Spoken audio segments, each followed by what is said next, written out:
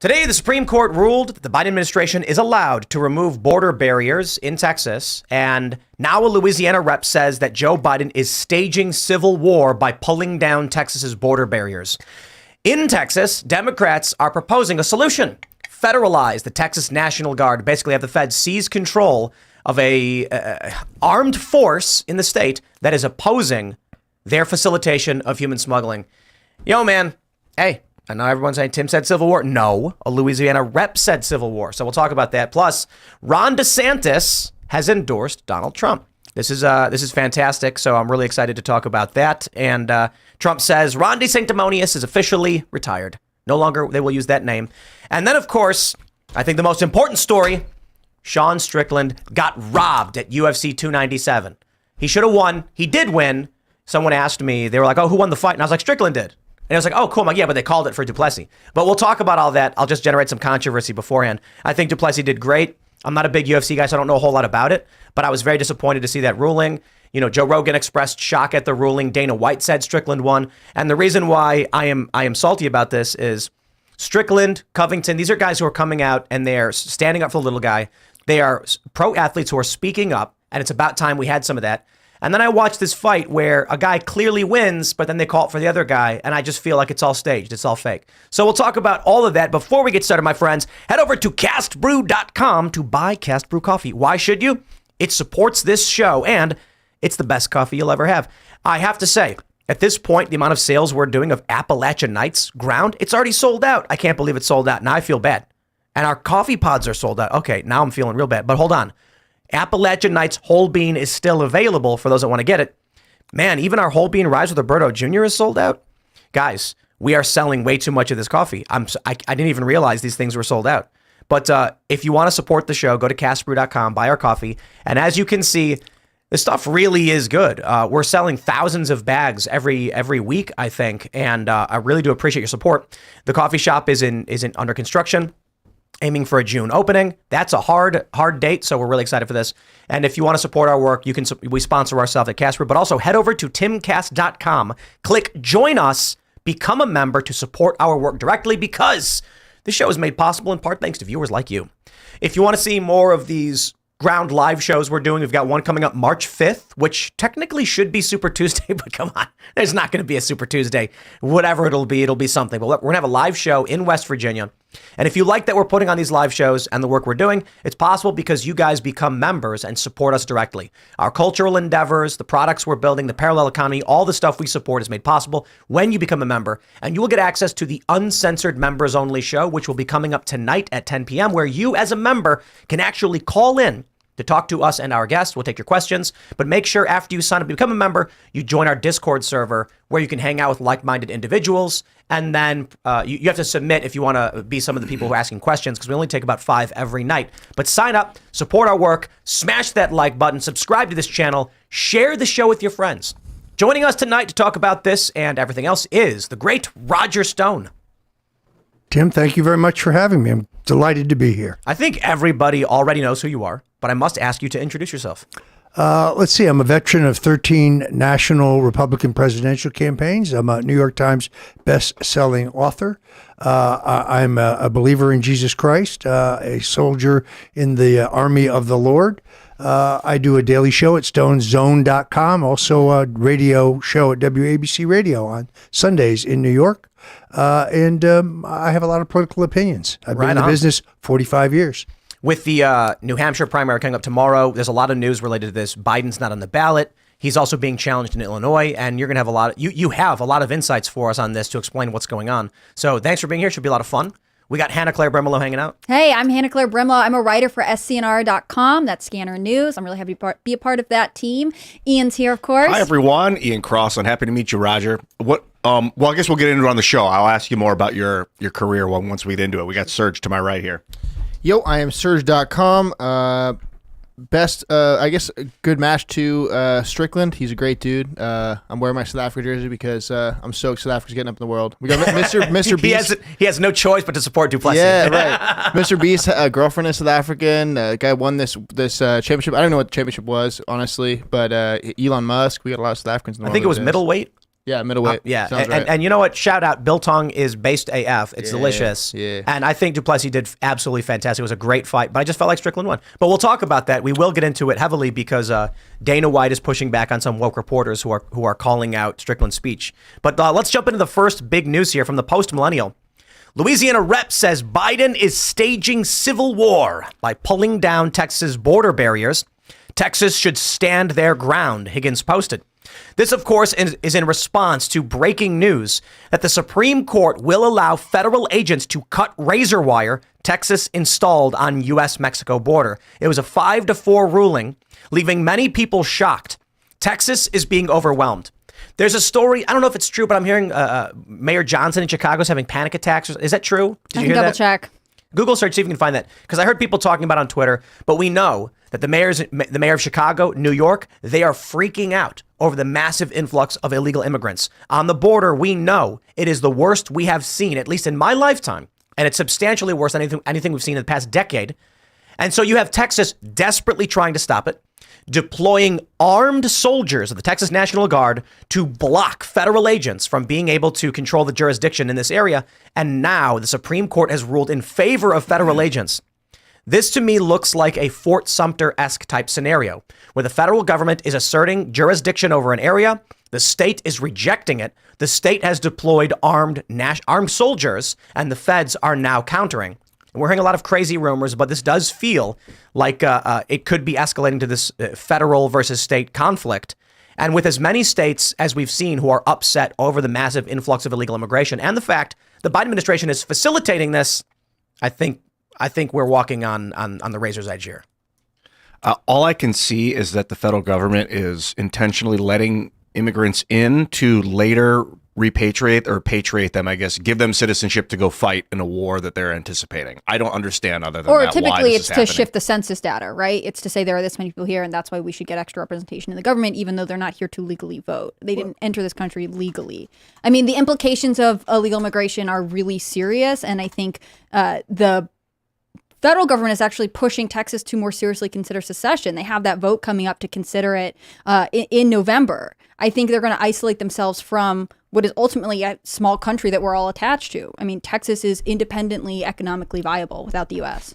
Look, it is the policy of the Biden administration to have open borders, period.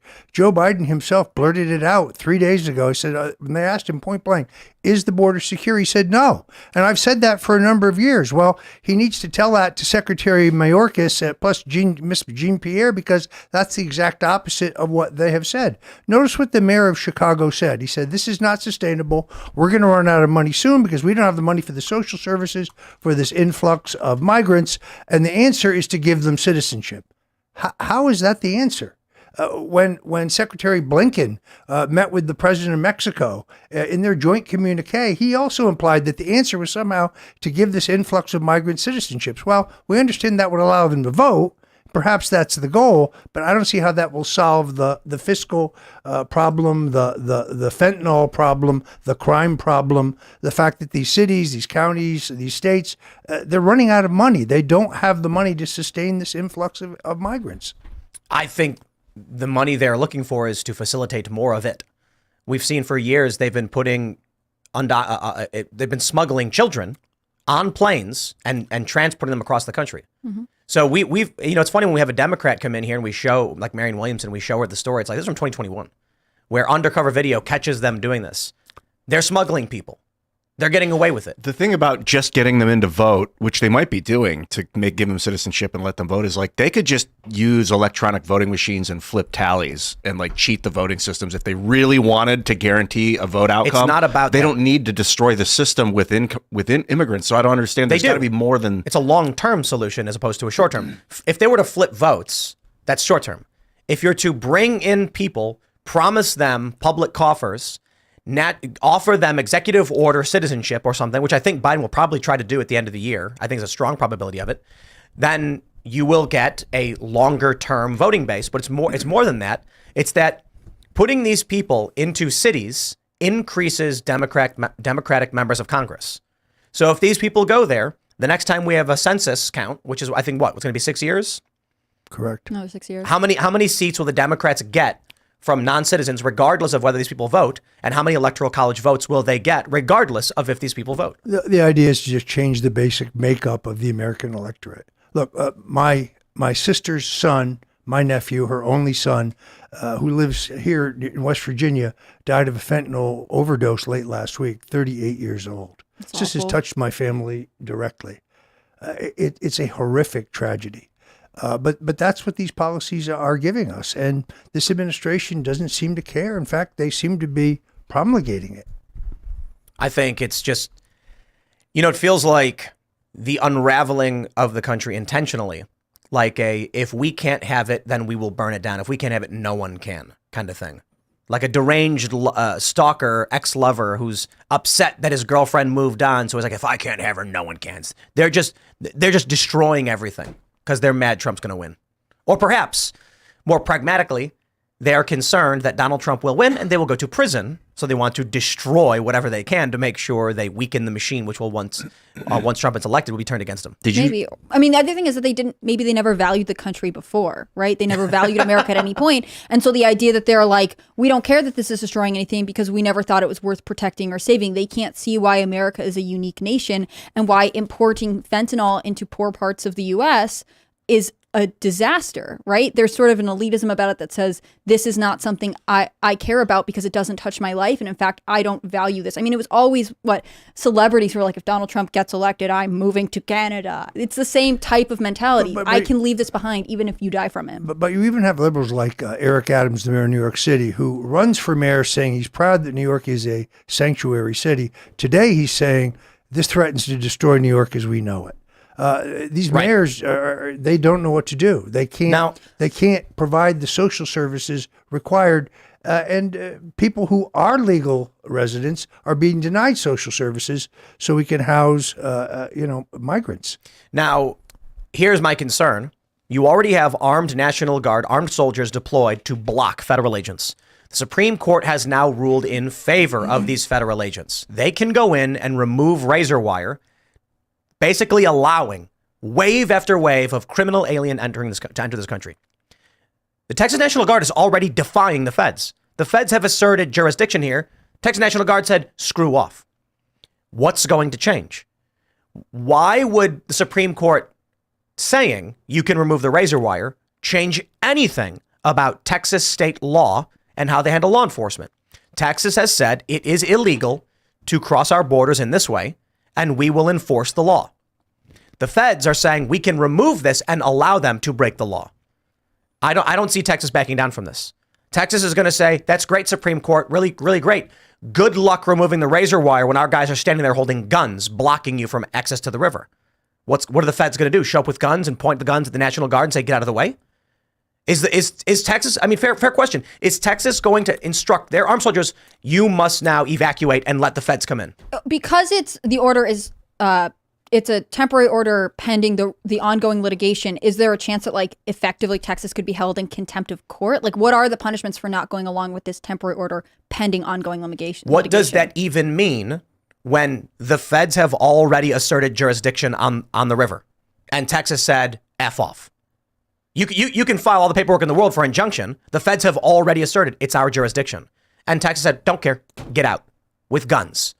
So the only option now is either the only paths forward would be Texas backs down and says, we hereby respect the Supreme Court. We are going to remove all of our law enforcement. We are going to allow wave after wave of criminal aliens to break state law and do nothing about it. Or they're going to say this changes nothing. It's illegal in our state. We don't care if the feds think otherwise.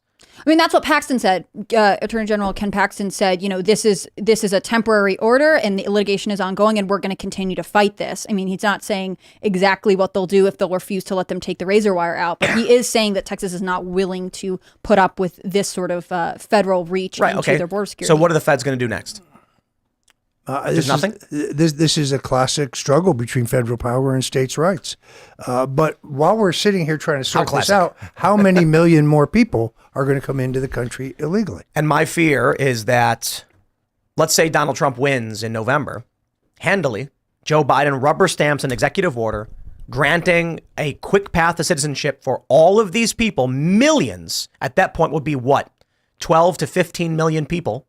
And then there's an instantly people say, we're suing, we're going to challenge this. And he smiles and says, yeah, in 2 years, when this is resolved, those people will have already gotten their papers. Good luck resolving I it then. think we need to set some precedent about how awful, horrendous, unethical, illegal that would be for a president to, by decree, give people citizenship. You mean like DACA? Yeah, some mass swipe of the pen and You mean like it's already been done? Like Obama did with the Dreamers? If it's been done before, yeah. This kind of thing we can't let that stand. That's insane. That would be insane. And now imagine this scenario. Joe Biden, let's say it's November 25th. Trump is president-elect. Joe Biden rubber stamps an executive order saying, we're going to secure the border, but the compromise will be all the people who are here are granted a standard path to citizenship, which will take 3 to 5 months. You mail in your form, it's mailed back, you sign it, you send it back in, you're a citizen, you'll get your paperwork. And then, come next year, it's challenged in the courts, finally makes it to SCOTUS. SCOTUS says, unconstitutional, and moves to revoke citizenship from 15 million people who were previously illegal immigrants. Donald Trump, as president, says, we are going to remove these people who entered this country illegally and were only granted citizenship under false pretenses. The left then says, look at all the videos of Trump rounding up American citizens and putting them in camps. Dwight Eisenhower deported 1.3 million illegals. It can theoretically be done. And as you have a deteriorating condition in the country in terms of crimes, drugs, economic opportunity, and so on, I'm not sure that the Democrats will be on the popular side of this. Also, I'm not sure the constitutionality of Joe Biden waving a wand and saying, well, you're a U.S. citizen. I'm not sure you can do that. What about DACA? Look, I'm not a lawyer, so I'm not an expert. I don't think it's illegal, but I mean, Obama executive order was what does DACA stand for? Can you look it up? It stands for deferred action on right. childhood arrivals. Right. And so this is how they inch forward. They say, okay, well, if you were here as a kid, it's not your fault. So we're going to give you a path to citizenship. And there's a lot of people who only know America. They don't know any other country. And so then what happens is people on the right compromise. A lot of conservatives don't, but many on the right will be like, okay, fine. We'll stop there, though. The next step is Joe Biden's going to say it's been a crisis, it's been a disaster, but the amount of money that's going to cost for mass deportations are beyond our capabilities. The best thing we can do is document these people and then secure the border. And you'll end up getting a bunch of middle of the road people being like, okay, fair. Just like when Reagan said he wanted amnesty, and the compromise was we secure the border, but we grant amnesty. My fear is, let me go back a little bit back in time. This is what I've been saying is going to happen with Texas. I said, if Texas is overwhelmed by this wave of immigration, eventually the state legal apparatus is going to assert their jurisdiction and say, we're going to do something about this. What did we see? State, of course, passed a law saying crossing is illegal. The feds said, screw off. We saw the feds trying to remove the barriers in the water and the razor wire. And I said, if the feds keep doing this with Texas saying no, eventually Texas will assert its jurisdiction and push back on the feds. Then Texas did this with armed soldiers. My fear is how this escalates. And so many have made the point that if Donald Trump moves for mass deportation of 15 million people when he gets elected, the left will post photos and videos of trains and buses and camps and claim Trump is Hitler. Now imagine if it's substantially worse. And many of these people are granted rubber stamp citizenship by a Joe Biden executive order unconstitutionally. That doesn't matter to the Democrat activists and lawfare activists. They will just publicly say, look, what does Ocasio-Cortez say all the time? Legal asylees, refugees. They're lying. These are economic migrants, fighting age males who are coming here by themselves or smuggling children. And then the media and the Democrats lie and claim they're refugees. So what happens next year when Donald Trump is president and the Democrats just lie and say these are people who are being naturalized? These are citizens. Trump is targeting citizens and they're going to call it racist. He's saying he's targeting, Latin American citizens, and they're going to use their rubber stamp unconstitutional garbage to try and justify it in the press. Yeah, I think Hopefully the optics, not. I mean, I think the optics would be really bad either way, and that's sort of something I hope Republicans are thinking about going into the end of 2024, early 2025. I mean, you asked me when the show started to look up how Mayor Johnson of Chicago is doing, and the first thing when I looked up his remarks are he's arguing that Governor Abbott is intentionally attacking leaders of color by busing migrants to the cities. I mean, it's going to be an ugly and divisive fight between these two sides. The Post-Millennial did report it that allegedly there's a reporter who made the claim Mayor Johnson has suffered multiple panic attacks as immigration is bubbling up, and that's the insinuation. For the record on DACA, it didn't give anyone citizenship. It gave a Increase the path to 2-year citizenship. stay on deportation for children that didn't have like felonies or whatever. And then what happened? Then they tried to propose the DREAM Act, which would have given citizenship, but that did not pass. It would be highly irregular for a dictator to decide who is and is not a citizen of the country without legal recourse. And there's a lot of things that Joe Biden has done which would be highly irregular and dictatorial. I do love the meme of they've arrested their political rivals. They're trying to put the lead candidate opposing the regime into prison, all while screaming the other side are fascists. Yeah, it's the people who are trying to censor and cancel people, the people who are conducting 178,000 illegal surveillances on American citizens without warrants. The folks who are trying to lock up Donald Trump, they say we're the danger to democracy. Really. Let's jump to the political world. We did have some other news, but I want to get into the politics because we have this. This is big news, and it tells you a lot that we do not lead with this story. Ron DeSantis suspends his presidential bid and endorses Trump. This happened yesterday afternoon. Ron DeSantis gave a speech where he accidentally quoted Budweiser, thinking he was quoting Winston Churchill, which I see as a perfect example, how do I say this? It explains his campaign. Yeah, it encapsulates the whole thing. Yeah.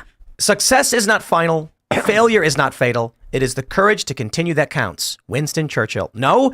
In fact, that was a Budweiser ad from 1938 talking about fishermen, particularly young men who don't care if the weather is bad. They will try anyway. And, Ron, sure. When we played the video in the car, we were driving back home, someone actually asked if it was AI.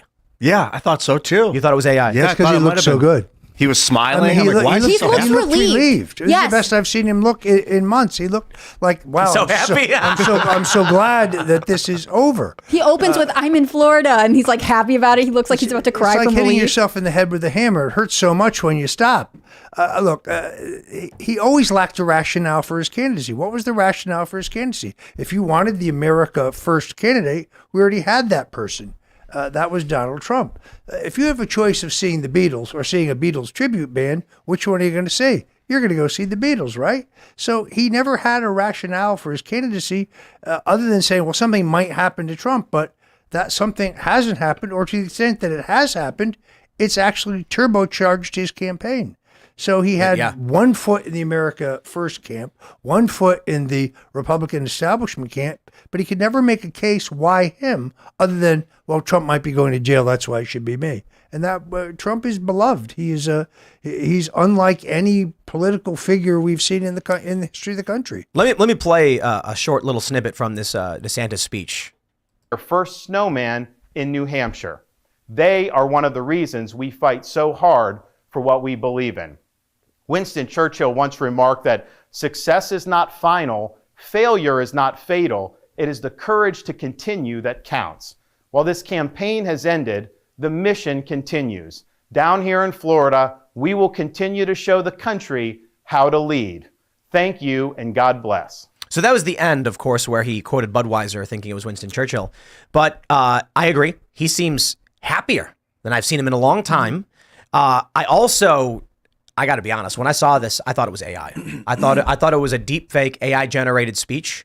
And some people point out that he flubs a word halfway through the speech. And I'm like, that's actually to me more indicative of it being AI, of it being like auto generated. All you have to do to make this these days, it's real easy, is Ron could stand up, say 3 sentences. He could walk up and just go, "How now, brown cow? The quick brown fox jumps over the lazy dog." Leave, and then they can make him say anything they want. I am not actually suggesting that's what they did. It's just, I mean, you thought the same thing? He talks like this. And then he'll go on and say another sentence. And then he'll continue like this. It felt very robotic. And he was smiling. I think, was that not the problem of his entire candidacy? The likability is a crucial factor in politics. And running for governor is not the same as running for president. Running for governor, you can keep the media at bay. You don't have to give that many interviews. You can control access to yourself. Much tougher to do that when you're running for president. And in this particular case, this guy spent $300 million. And he dropped out of New Hampshire because he had dropped below 5% of the vote. And that was after squeezing out a very narrow but distant second place finish in Iowa. And he has long-term problems now in Florida, where he's hurt his standing very badly. But what the hell's Nikki Haley doing? She's hanging on to try to be vice president is what she's doing. Well, I couldn't agree more, but she is the epitome of the Bush-Cheney, when's the next foreign war wing of the Republican Party. And they, I think, would try to force her on the ticket. I think she's going to get beat tomorrow in New Hampshire by, 18, 19, 20 points. And then we head to her home state, where I think she's going to get shellacked. It's not incidental that the governor of South Carolina, Henry McMaster, very good guy, the lieutenant governor, most members of his cabinet, most of the leaders, all the leaders of their legislature were all in New Hampshire yesterday and today campaigning against Nikki Haley. Vivek did it right. Vivek campaigned, for the most part, praising Donald Trump's record, and he actually did not give a good reason for the longest time as to why he was even running. He ran, he said, we're going to do these things, and I was like, these are good things. He defended Donald Trump when bad things happened, and then only towards the end, he said, I'm running because I think the deep state will stop at nothing to remove Donald Trump. And if that's the case, the last thing we want is Nikki Haley to be the only one on the ticket. And I said, that's actually a really good point. I'll accept that. But I'll tell you this, I'm voting for Donald Trump. And only in that scenario does that make sense. And then when he loses Iowa, he drops out, praises Donald Trump, endorses Donald Trump, and campaigns for him. And I'm like, that's how you get out of this. He made a name for himself from 0 to 8%. Wonderful job. And now he's launched a budding career. Ron DeSantis went from the shining star of MAGA to the Oscar the Grouch living in a trash can. And it is a remarkable feat, to be honest. Well, it's because it denies his origins. Look, Ron DeSantis was a completely unknown, obscure congressman with a bad haircut and a bad suit who was struggling in single digits in a race for governor. He was lifted out of political obscurity by Donald Trump. 62 Republican county chairmen, the entire Republican state apparatus, every elected Republican in the Florida legislature, every member of the congressional delegation who's a Republican except for Matt Gaetz had endorsed Adam Putnam. So Ron DeSantis owed his nomination to Donald Trump, and then Trump changed his schedule in the last 3 weeks of the 2018 campaign to return to Florida 3 times and literally drag him over the finish line. Wow. I didn't think that voters cared about this. You know what? I was wrong. Voters do care about this. They care about loyalty. They care about gratitude. Ron was 42 years old. He couldn't have waited. Now, I think the flaws in his candidacy would have shown up in 2028 anyway, but he's not a viable candidate for 2028 now. He could have tried to play it more like Vivek did, which would have required him to, one, not attack Donald Trump in these ridiculous ways, and then he actually would have had to have bowed out. It would have been a weird campaign from the get-go, considering how long people were considering him. He was the favorite in the betting odds in January of 2023. Yeah, leading in the polls. He was leading in the polls. Talk about throwing that all in the garbage, and for what? But I do want to stress, it was people like me and many others. We were like, we like Ron, but his campaign is being run by children. And whenever we would say something like, guys, you need to fix this, what would be the response of his campaign? And I'm not talking about his fans. I'm talking about quite literally his staff to attack potential allies and insult them. It was unusual. I mean, I think, and maybe you have a better insight into this, but so much of the DeSantis campaign to me seemed like it was that pressure that we heard. I kept hearing this over and over again. Well, he has to run now because if he waits, you have to strike while the iron is hot. If he waits, his name will lose momentum and it'll fall off and he can never have any big opportunities, which seemed counterintuitive counterintuitive to me, given that Trump had really boosted his career. If he had been loyal, which is what you hear over and over again when Trump supporters are interviewed by the New York Times, by anyone else, they say, I've been voting for Trump for this long, and I know that he can do good things, and I want to stick with him. They value loyalty, and it seems like that pressure to move his political career forward went against this obvious call to loyalty. Well, first of all, he's got 2 more years as governor, which he could have distinguished himself. If he had gone out and campaigned hard for Donald Trump, he could have earned his support. He could have been next in line. Now he's got a gigantic problem. We have a term limitation of 2 years. There's a Senate seat up in 2028, but how does he raise the money? What fulcrum does he have to raise the money? He's going to have a recalcitrant legislature now because they resent the fact that he's been missing. We have an insurance crisis. We have a utility rate crisis. We have a fentanyl crisis. Where's Ron? Ron's nowhere to be found. You know what this is? This is Donald Trump is the lead singer in a rock band charting every week with a new single. He finds this guy to play bass. The bass player is standing on stage thinking like, man, they love me. I should start my own band. So he quits to start his own band, and everyone's like, whatever happened to that guy? Yep. That's where he's headed. Wild. It's weird. He struck while the iron was warm. He miscalculated the temperature here. But that's sad. It's no secret that I've been a critic of his wife. I think she drove this decision. I think she was tremendously ambitious, and she misread the moment. It was not his time. He had plenty of time. So can he recover from this? Like, does he have a place moving forward in the America First MAGA movement, or is he sort of separated? It's going to be very much up to him. But, I mean, look, he had a supermajority in legislature. Let's recognize he paid $1 million, essentially a bribe to the Speaker of the House. It's a legal bribe because he gives $1 million to his political action committee. And they changed the state law so that only one person who holds state office can run for federal office without giving up their state office. So if I was in the state house and I wanted to run for Congress, I have to resign, but not Ron DeSantis. He can run for president while remaining governor of Florida, changing the law just for him. It's a bad idea to begin with. Oh, yeah. He went to Iowa during a state of emergency in Florida. That was the last nail in the coffin for me. I had been defending like, look, well, we know he's good on policy. He did well in Florida, but his campaign's bad. And then I found out he's in Iowa. It was a blizzard. Were you in Iowa by chance? No, I was not, but I remember it well. We were in Iowa, minus 15 degrees or whatever. Stores are all closed, heavy snow, and Ron's like, I should be here instead of my home state, which is under a state of emergency that he declared. He flies in, declares, flies out. I was like, wow. That's dereliction of duty. I thought it was weird when he went to Japan and was pretending that he wasn't about to campaign. Oh, There were lots of things that sort of felt disingenuous. And I'm not here to be, I'm not a huge, there were some things about his campaign, like some of his immigration stuff that I thought was interesting. Ultimately, he never was who I was going to vote for. But I think what's worse is that we're sort of stealing our future. I think ultimately 4 more years of Trump, and then who comes after that? There has to be a legacy of people to fill these seats when people are term limited and can't move on. Let's talk about New Hampshire tomorrow. I think one of the more interesting stories here is that Joe Biden will not be on the ballot in New Hampshire, which is strange. And there are activists staging a write-in campaign for Joe Biden, which surprised me. I was watching Fox News earlier, and they interviewed a woman who was holding up a sign saying, write in Joe Biden. I was like, I've never seen a Joe Biden supporter before. I guess there are some. When they have to write in, they appear. Yeah, I mean, I guess that happens. But, while many people are talking about what's going on with the Republican primaries, how it's basically a big waste of time, Trump's going to win, and they're trying to keep Trump's name off the ballots in these states, Democrats have just basically shut down their primary, not allowing anyone to challenge Joe Biden. So why is he not on the ballot, and what's the strategy here? They changed their rules.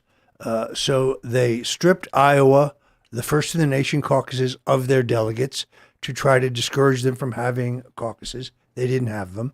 The New Hampshire primary is mandated by New Hampshire state law, not the Democratic National Committee rules. So to punish them for having the primary anyway, they both strip them of their delegates within the convention, and Biden doesn't put his name on the ballot. Now, New Hampshire is a state where writing in a name is really very simple.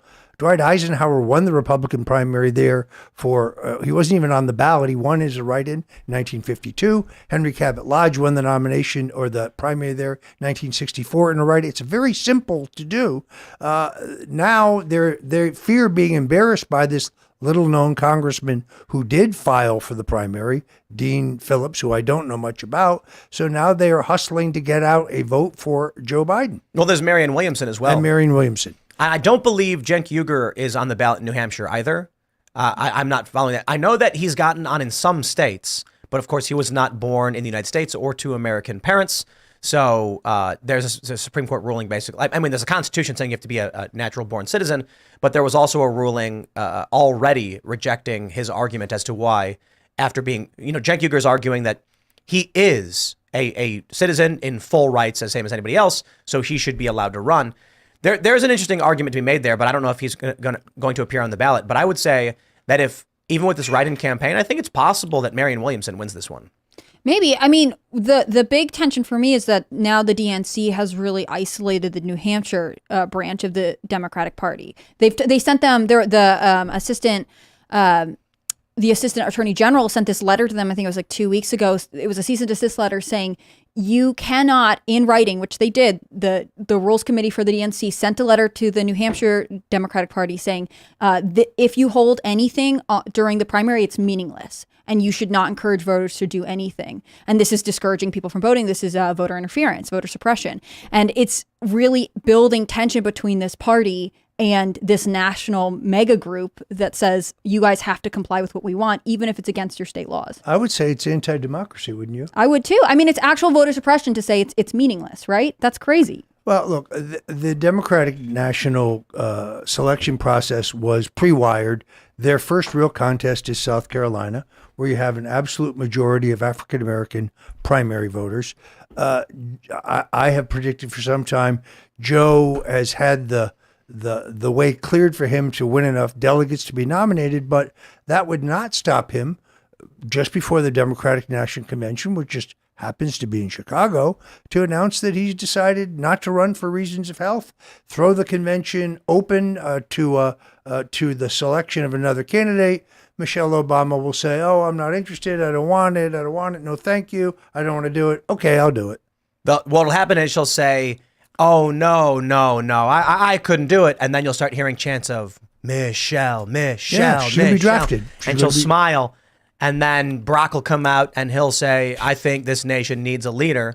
And I'm going to ask you right now here on stage to take this responsibility for this country and answer the call. And she's going to wipe away a tear and say, I'll do it. And they're going to go, wah! Maybe. We'll see. Feign becoming like the biggest beta male on earth. He'll be like, I am the first man. What are you gonna say, Roger? I am the first man. Look, I've been predicting this openly for 2 years. I see Bill O'Reilly had a column today. I still think she will be the nominee of the Democratic Party. By the way, I think she'll be a very strong, formidable candidate. People who make jokes about it are making a gigantic mistake. I agree. Like a year ago, that's why I pegged too. I mean, she's got the biggest star name. She's got the Obama name, superstar. Her Oprah. Non-political, not viewed as political, one of the most admired women in the country. I still think she will be their strongest possible candidate. So we've had a bunch of we've had a bunch of predictions as to what we think may happen. One prediction is that Nikki Haley is in the bag for Democrats. She's getting Democrat votes and supporters and voters. She's getting voters and donors. And one of the ideas that Vivek brought up, which I thought was good, is why actually try and win a contest in November when all you have to do is try and supplant Trump in the primary with someone like Nikki Haley, who is an establishment favorite as well. Now, I don't know how likely that's going to be. It looks like she's going to get just wiped out, and then she doesn't have any opportunity to move forward, especially with DeSantis and Vivek now being out of the race. It's just her. She's not going anywhere. But then you have the potential or the question that we've brought up. I've been saying this for some time, that Biden will not be the nominee. I think he is going to drop out. I think it's going to be health reasons. A JP Morgan strategist believes that come March, around Super Tuesday, Biden will announce he's dropping out. This opens the door. So many people countered saying, no, they can't, Tim. It's too late for a primary. And the response is, that's perfect. It allows them to avoid a Bernie Sanders situation or a Marianne Williamson or RFK situation.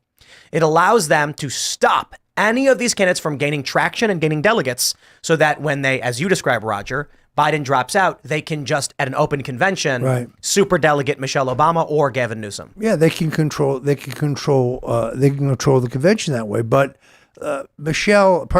Kamala Harris is a problem for them because in any normal scenario, she'd be next in line. She's the sitting vice president, but they also fear she can't win an election either. They would be correct. And within the construct of their party, she represents a very important constituency. She's a woman of color. So how do you justify bypassing her? I think the answer is Barack Obama persuades her that when the first Supreme Court nomination becomes available, if they win the presidency and control of the Senate, she's a former Attorney General of California. She gets that job. She graciously steps aside, and we have a ticket that is comprised of Michelle Obama for president and Gavin Newsom for vice president. And Gavin can raise hundreds and hundreds and hundreds of special interest dollars for that ticket. That's a good backroom explanation.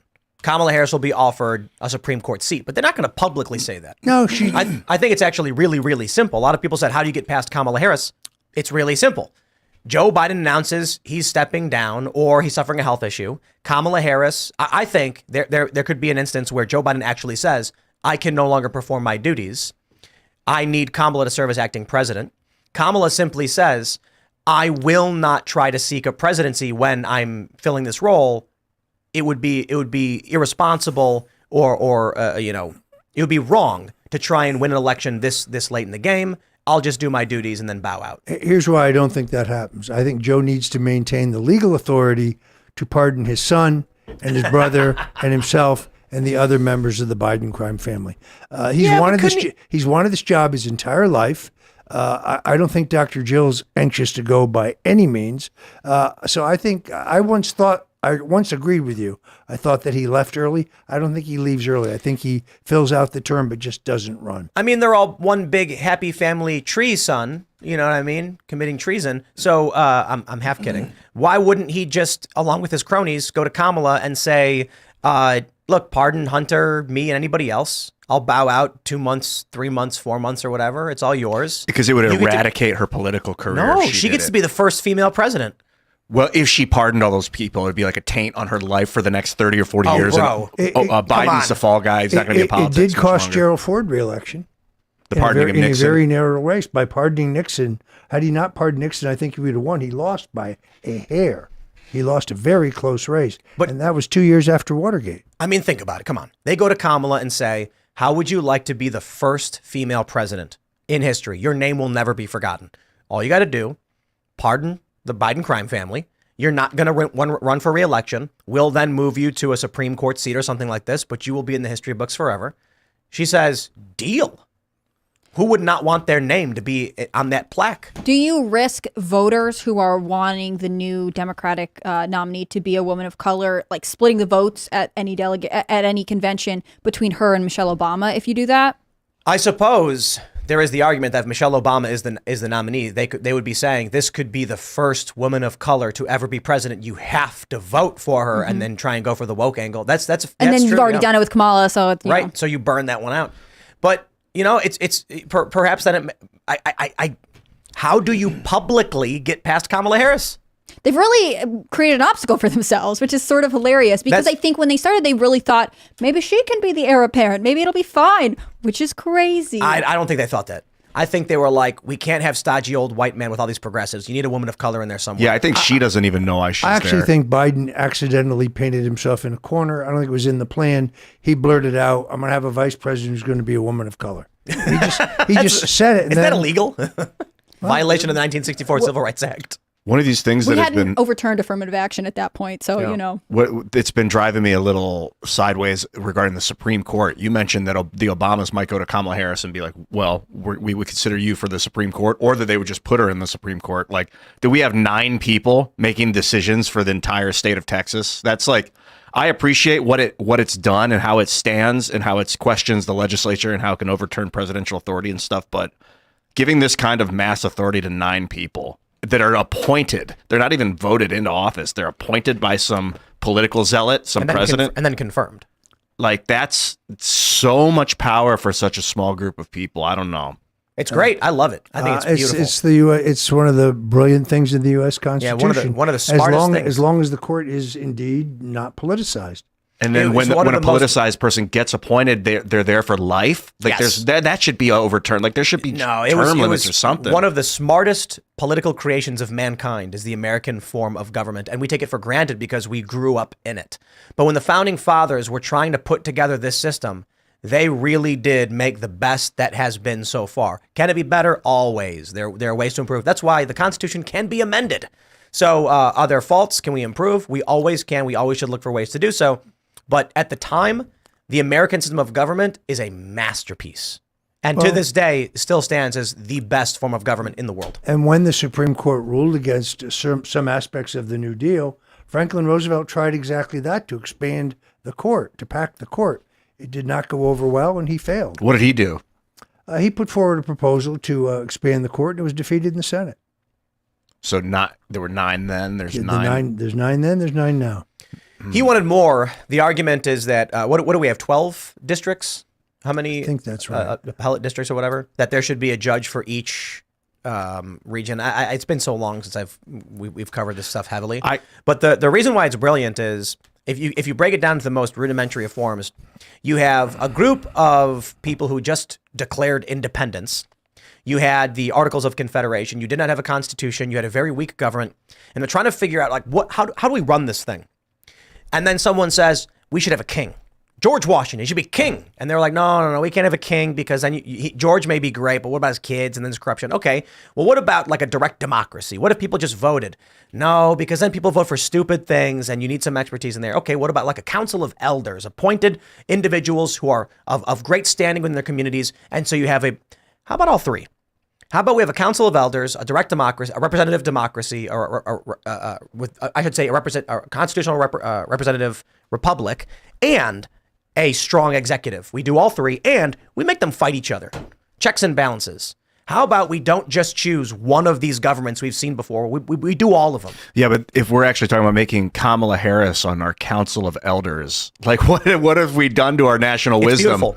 No, she's not someone I would think of as like an elder wise man. This is the beauty of the system. She would be eligible for appointment and subject to confirmation of the U.S. Senate like any other citizen. And a truly good system doesn't just always have God tier perfect people running the show. The idea that one Supreme Court justice is bad, I think, shows that there is flexibility within the system. If we had a single monarch, sure, you have problems. You're talking about Ketanji Brown Jackson. How old is she? Because you're talking about Council of Elders. Like, what's her age? Is she really wise? It is a figure of speech. Yeah, I know. I'm saying it's not supposed to be, though. It really is supposed to be the wisest among us that sit on the Supreme Court for life. And people are chosen and then confirmed by the Senate. And the problem here is the 17th Amendment should be. What are your thoughts on the 17th? I think we should get rid of it.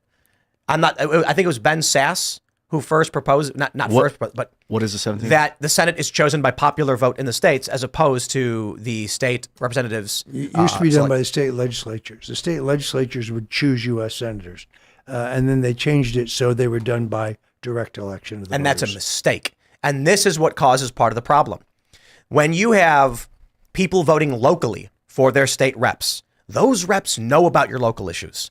Your sitting member of Congress knows a little bit, but they're going to D.C. and they're voting on war and omnibus spending bills or whatever. So if you go and vote for a state senator or a state rep, and you say to them, old Crossland Creek over there is full of garbage. We need someone to get the job done. They go, yeah, I've seen it because I live not too far away. Local representation. Then all of these people go to their session and say, who are we going to send to the federal government to represent our state? And they will choose who they think the best person is. This creates state representation as opposed to national Democrat representation. So the problem now is the Democratic Party says we want Democrats. We need statewide voting. And it's all about some federal policy as opposed to what's going on in your state, which results in senators who will confirm anybody so long as they're party line shills. Then you end up with Ketanji Brown who says, I don't know what a woman is. It's like, oh, wow. So that's a problem. I agree. And sure, we should repeal the 17th. I think with the Yeah, internet, I disagree. I like the direct election of senators. Otherwise, all you get are career politicians. There never would ever be an opening for anyone else. So the politicians basically choose the U.S. senators. There's a time in New Jersey when two brothers were U.S. senators at the same time. Why? They were chosen by the New Jersey state legislature back in the 20s. Yeah, I get that. I disagree. It'd be cool I think if people no one pays attention at all to state representation anymore. And so now you get these ads, which are remarkable to me, where it is a person running for a federal House seat in Congress saying, if you vote for me, I'm going to fix our district and clean things up. No, you're not. You're going to go to D.C. and represent the district to the federal government. You're going to vote on whether or not we bomb a country or how taxes are at the federal level. You're not going to vote at all on how we deal with garbage in our city. That's a local rep, a mayor, a councilman who does that. People don't care anymore. we could do like an addendum to the 17th Amendment where like state governments will select their senators, but then the citizens have to confirm them to the Senate via a vote. And if they deny that, then maybe the citizens could vote for their Agreed. own. Yeah. What about the state reps will select and that has to be confirmed by popular vote? And then if it's overturned, then the populace can vote Nope. for someone they If want. it's overturned, the state legislature has to go back and renominate and then Somebody approve else. somebody else. I mean, that's a step. I like that, like, no names, then like you you were get saying, can deadlock. come out of the side lane and be like, yo, the people love me and I'm the best for the job, even though the people at the state government don't know who I am. And that person might get a shot at the Senate. I like that too. But I don't, I just don't think you'd never get any outsiders elected. You'd always get people who are part of the system. because if the state could just keep nominating insiders over and over, and you have to keep saying no. At some point, the population's got to be able to put their own And person there's always forward. a family that's involved in state politics, or several of them in every state. I mean, there's sort of Dynasties. a control, Yep. right? Let's jump to some cultural news. We have this story from SCNR.com. Dana White explains free speech to reporter. Quote, free speech, brother. People can say whatever they want and they can believe whatever they want. So following the fight with Sean Strickland and Drickus Duplessis, Sean had made several statements in the past about trans people and people who have gay kids and things like that. He mostly called a reporter a weak man who was the enemy. He said that he was there to stand up for the people of Canada, F Trudeau. During the fight, people were chanting F Trudeau. Joe Rogan said, Canada, get your ish together, man. But I love the UFC fan base. I love the fighters. We saw Donald Trump come out at a UFC event, Madison Square Garden, with Kid Rock and Tucker Carlson. The whole crowd in New York City screaming and cheering for these individuals. It's beautiful. And so I'm seeing this stuff, and I'm thinking, I've never been super big on UFC stuff, but with these guys willing to stand up for what they believe in, for the fans willing to stand up for what they believe in, I'm getting excited for this.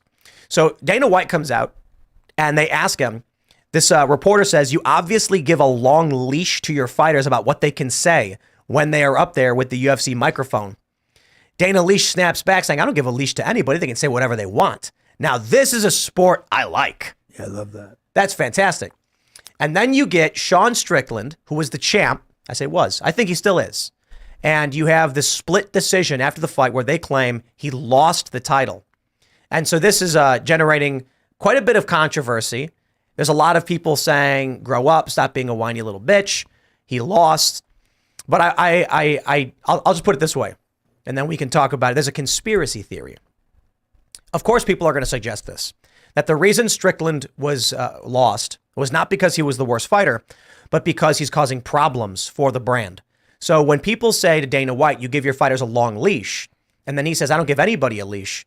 Dana White actually said publicly he thought Strickland won the fight. But there are people saying on Twitter, and I don't blame them, they're saying that when Bud Light comes and sponsors UFC, and one of the champs starts ragging on Bud Light and putting serious pressure on them, there's going to be pressure to get him out if they can, to end the quote unquote era of Strickland. I don't know that I believe that. All I can say is this. I'm not a big UFC guy. I don't know or care about points and scoring. I get it exists. All I can say is I get really excited when, we've had Colby Covington here in the studio. It was awesome to meet this guy, someone willing to stand up for Trump publicly with no fear because these fighters have balls. and for Sean Strickland to defend the people of Canada wearing a Make Canada Great Again shirt, I tremendously love and respect the defense of the working people by people in these positions who can speak up and have influence. So I say, wow, I got to watch this. I want to see this guy fight. He's the champ. I watch a fight. I watch a guy win a fight. I watch them claim the other guy won the fight. I don't get it. I mean, I understand why they're claiming he lost. I think it's the stupidest thing ever, and it makes me feel like it's all fake. I don't know. I didn't see the fight. You said he got knocked down 5 times? No. Strickland? There were 6 takedowns, but I'll put it this way. If I see 2 guys fighting in the street, it's like the average person looks at that and says like, oh man, that guy's beating that guy up. That's basically what happened here.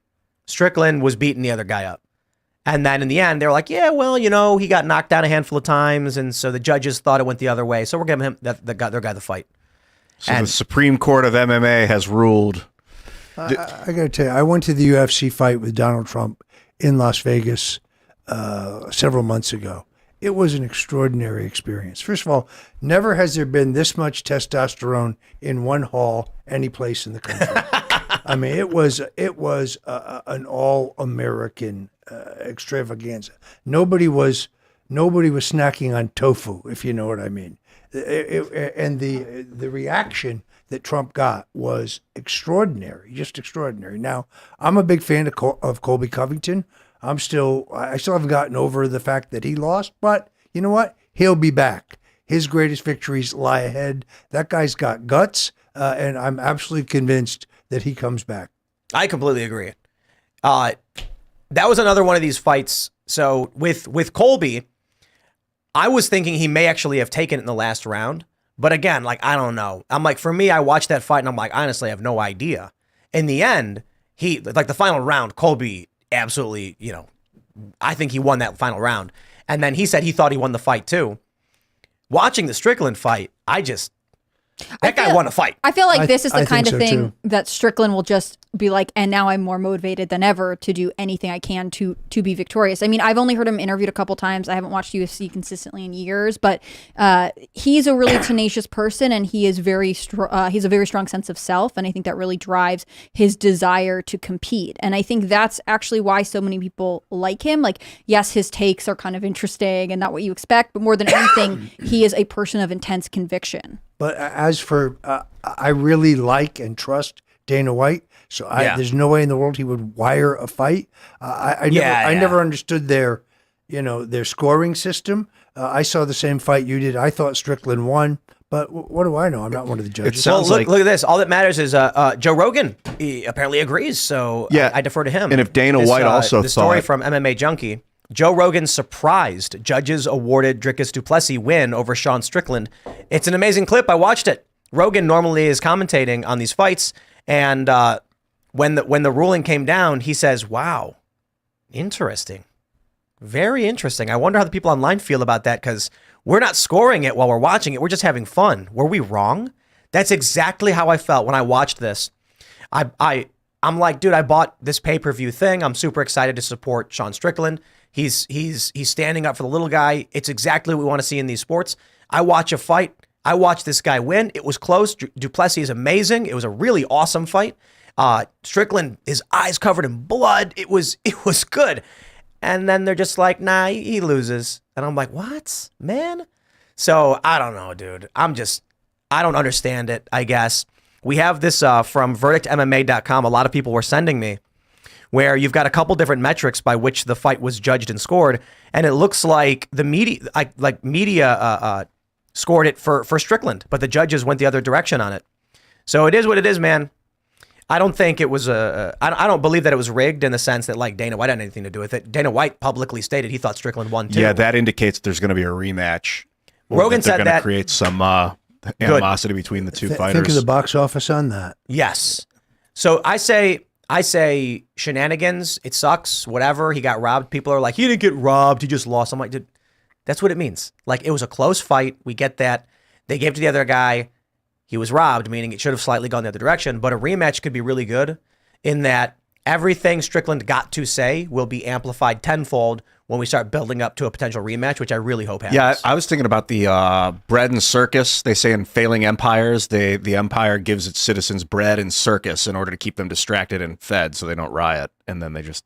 And so this is the circus aspect. But the difference is that we've got mass media and internet video. Like Sean Strickland can make a video and like alter the minds of the masses in a day. The Romans didn't have, the gladiators didn't have that kind of influence on society. Or their own Instagram pages where they can post clips or them working out or doing, I mean, like people become really devoted to a lot of athletes, but definitely UFC athletes who are just like, they personify something they aspire to be, right? They're tough, they're strong, they're like peak physical fitness. And this is a day and age where you can feel like a personal relationship to these athletes in a way that you never have before. It's crazy. When we had Colby Covington on, I had a lot of people being like, oh man, because he's such a wild guy. And then he shows up and he's the nicest, most polite, honorable guy. And people need to understand that, right? That he's out there, he's being a personality, but he's a good regular dude. He knows what he's doing. He's a smart guy. I'm a big fan, and it was really awesome to get to meet him. But I appreciate when, I see all the time. Let me put it this way: why I like UFC so much. I've been skateboarding my whole life. I was skateboarding earlier today. Tried to do a kickflip pivot, slipped out. It was fun. Didn't land it. All these pro skateboarders will hit me up being like, I'm a big fan of your show, man, but I can't say anything because I'll get fired or whatever. I'm so scared. And I'm like, man, it's like these guys who jump off buildings for a living, their balls dropped off. And then I see Colby Covington and Strickland, and I'm like, these guys will shout to the high heavens, F you, I'll say whatever I feel like saying. Now that inspires me. And I'm like, these guys are great. So I like what UFC is doing. As you mentioned, more testosterone. What do you say? It's the most testosterone I've ever seen in one place at one time. I'm looking forward to seeing more of these guys. Yeah, but cultural victories, I guess, right? The fact that Trump can walk out in a urban Democrat stronghold and have the whole crowd cheering for him, this is, It was pandemonium. It wasn't just cheering. He turned the place upside down. It was absolute ear-splitting pandemonium. That's awesome. I think he's the most famous guy on earth right now. He is. Yeah. Well, and people, look, I've known him a long time. I'm not allowed to say how old because he says it makes us both sound old. But the guy's energy level is just extraordinary. I mean, he's always required very little sleep. But through all of this, and I talked to him Sunday, he's upbeat, he's resolute, he's determined, he's extraordinarily confident. He's in a great mood. And he's surviving on not much sleep because remember, he wins the Iowa caucuses. Then he has to fly, landing in New York City at 3:30 in the morning, appear in court the next day through the afternoon, then fly back to New Hampshire, do a rally, then fly back to New York to appear in court in the morning. I mean, he's 77 years old, but he's got the stamina of a 26-year-old. Were you friends way back? Like, what were you guys friends in business, or were you just friends? I met him in 1979 when I recruited he and his father for the finance chairman to be members of the finance committee for Ronald Reagan's campaign for president of the United States in New York State. That's how we met. And they both joined Reagan's finance committee? They both so was it, raised substantial money for us. Was that Don's first foray into politics? If you're a New York City developer, you're always in politics and you cover both sides. Remember, the city's dominated by Democrats, and Democrats control stuff like permitting and zoning. So Donald was friendly with all politicians of both parties. The first person in the country really to suggest that Trump should run for president was Richard Nixon. Nixon's in exile. He is a friend of George Steinbrenner, who owns the New York Yankees. He and Trump meet in Steinbrenner's box. Nixon knows I'd done some work for Trump. Trump knows I'm close to Nixon. Nixon calls me the next day. Well, I met your man. I said, sir, this guy could go all the way. I'm saying, you're saying he should run for governor? No. I said all the way. And then there's a famous letter which Nixon sits and hand writes to Trump telling him he should run for president. The New York Times is published What year was that? This had to be 80s, around 89. Well, there's that, 87. what is it, like he was on Oprah or something, and he gets asked if he's going to run for president? Yes. And you know what he says? Probably not, unless things got so bad that I had no choice. Yeah. And we came to that point.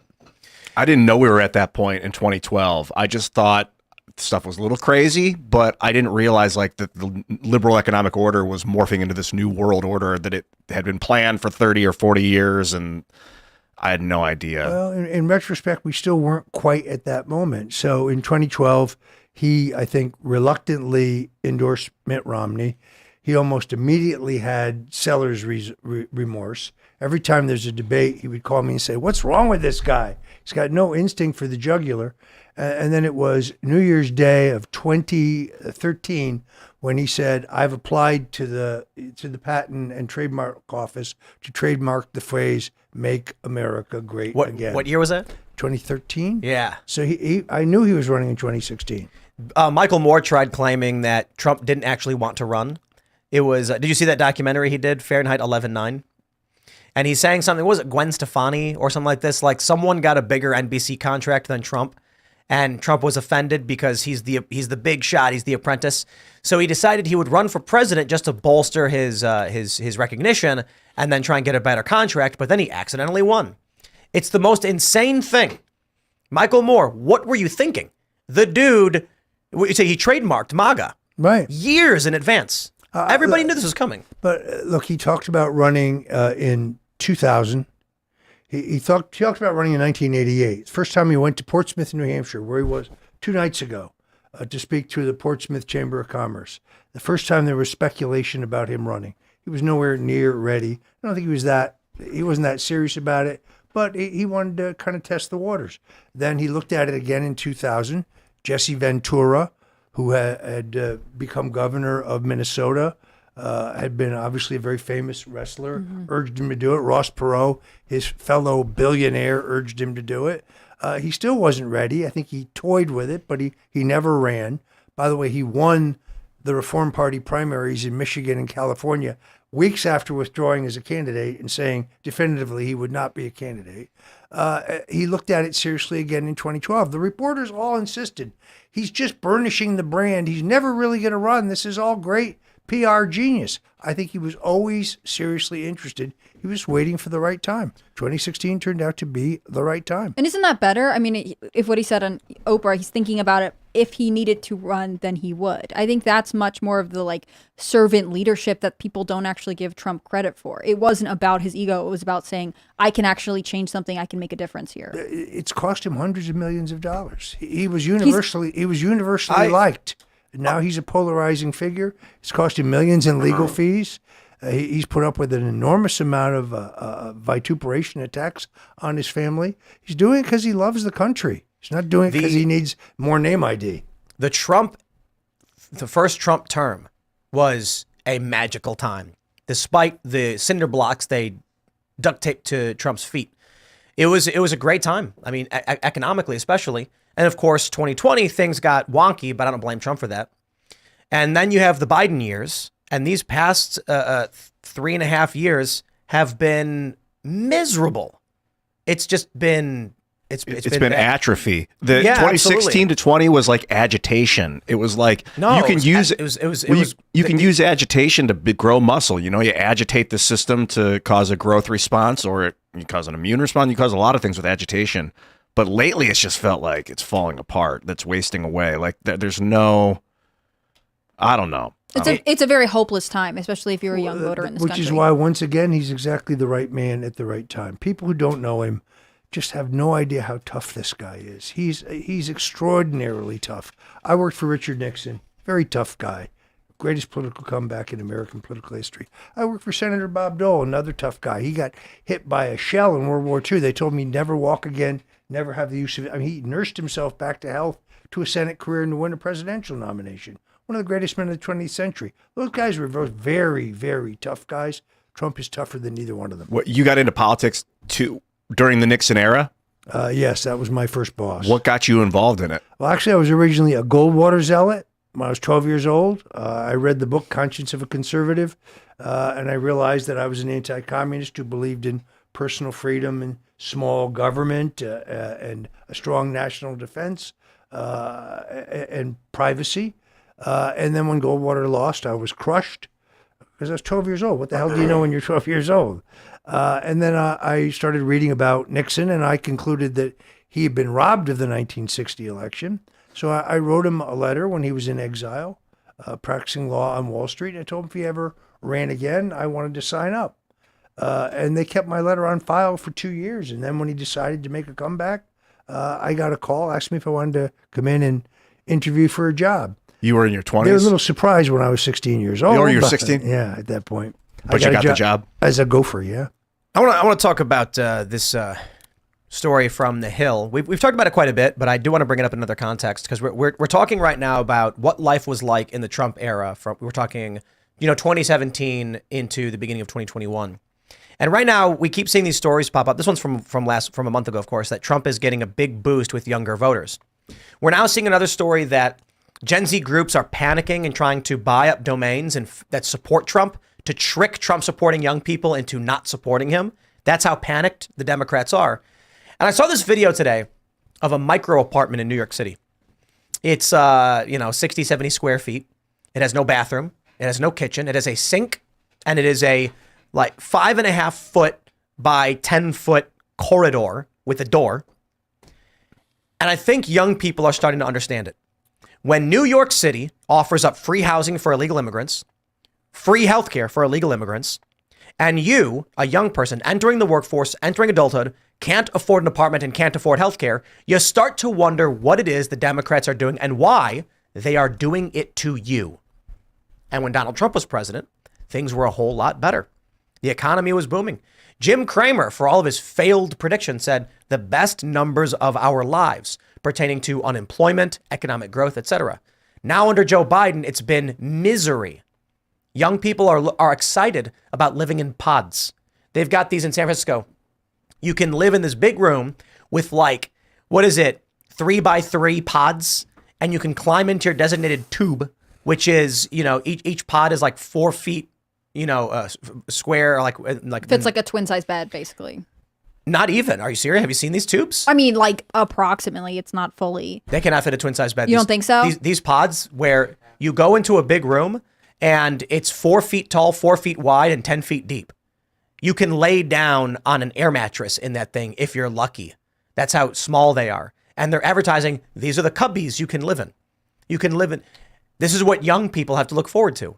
So it's not surprising to me that many of them joke all day and night on social media. They have memes about killing themselves because they're like, haha, what's the point of living? I think one of the big reasons many of us are trying to vote for Trump is because they can see the writing on the wall. They understand Biden is bad. He will make life hard for you. Trump is an open door with light at the end of the tunnel. Mm-hmm. It's the migrancy crisis, man. And this idea that sometimes your leader needs to be cruel, perceivably cruel to those out there so that you in here can prosper. And sorry, at some point, they're always going to make more people. So there's always going to be more of them out there. And I need to protect my society. I've for ages thought differently, that we could protect everybody. But the reality is that's why we build walls. These young voters are inside this big mansion that is the United States. They don't have a bedroom. They're not getting any food. And they're asking, why is it that we are here giving our money and working in this place? And what are the Democrats doing? Opening the door and letting strange people come in and eat all the food. Young people can see that. And take the jobs that young people need. I think it's about economic opportunity. What's the point of going to college, racking up a debt to do so, and then when you get out of college, there are no jobs available? Mm-hmm. But your student loans, you can't go bankrupt on your student loans, and they're issuing them forever and ever and ever. I mean, I think economic opportunity is ultimately going to change young voters from left-leaning. Everyone says that when you're young, you're a Democrat, and when you're old, you're conservative. I was never a Democrat. And I think part of it is the life that people want to lead is not sustainable under Biden. I mean, even if you did want to live in a city and, live in the box and do whatever, you can't. And I think more and more young people are starting to see that and saying, actually, I want to own land. Actually, I don't want to be dependent on anyone else. Actually, the things that I think will sustain me long term line up with a different group of people than are traditionally pushed on me. Yes. Yeah, it's a big cultural shift. That's what I like about the youngest generation, which is they are this weird mix of super hopeless people, but then some of them are extremely motivated to be different. We'll see these waves of young people who are saying, I don't want these things. I want to live differently. And I have always credited it a lot to like the emergence of homeschooling as a dominant force in America. I think that people being more invested in their education and challenging sort of status quo teaching has really ignited a powerful energy among these young voters who are coming down the pike. But to a certain extent, they have to be met with some positive reinforcement. And that's why a Trump presidency is so interesting right now, because if you could give them the chance to have economic prosperity, they would really cement the culture they're drifting towards. I mean, also, let's just be honest. Trump is the more punk rock candidate that they have to choose from. And even if their attitude really was that they believe Trump is the apocalypse, but they're making memes all day and night about burning everything down and killing themselves, then they'd also be voting for Trump too. So it's just, there's nothing Joe Biden has to offer. Donald Trump is the guy who gives the middle finger to the press, mocks the system, and he's got that youthful exuberance. So in terms of wanting to just screw the system over, it's Trump. Mm-hmm. Trump's the anti-establishment. It's also I know his friends, a lot of his friends and family, and like people, they seem genuinely interested in technology. I haven't been pinged by the Biden industry to be like, yo, what's the solution here? The solution is graphene and hydrogen. We can alter our fuel system so that we're using hydrogen fuel in addition to oil, carbon-based fuel. I'm not having this, Ian. Increase our GDP by 10 times. I'm not having this, okay? You're supposed to be promoting graphene. Now you're switching to hydrogen fuel. It's a part and parcel package. Have you heard of graphene before? Yes. Yeah, this shit's, dude. Fuck, this is going to be the 21st century building material. We're going to be pumping this shit out of Rice University. They figured out how to hit carbon trash with a laser, or it's actually with electricity.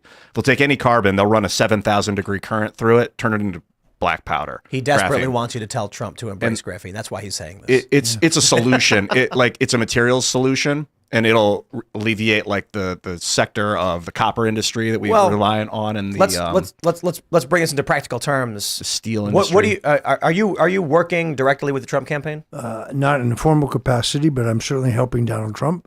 I think he's the peace and prosperity candidate. I agree. I mean, those are your two crucial issues beyond immigration. We are loping closer and closer to a world war.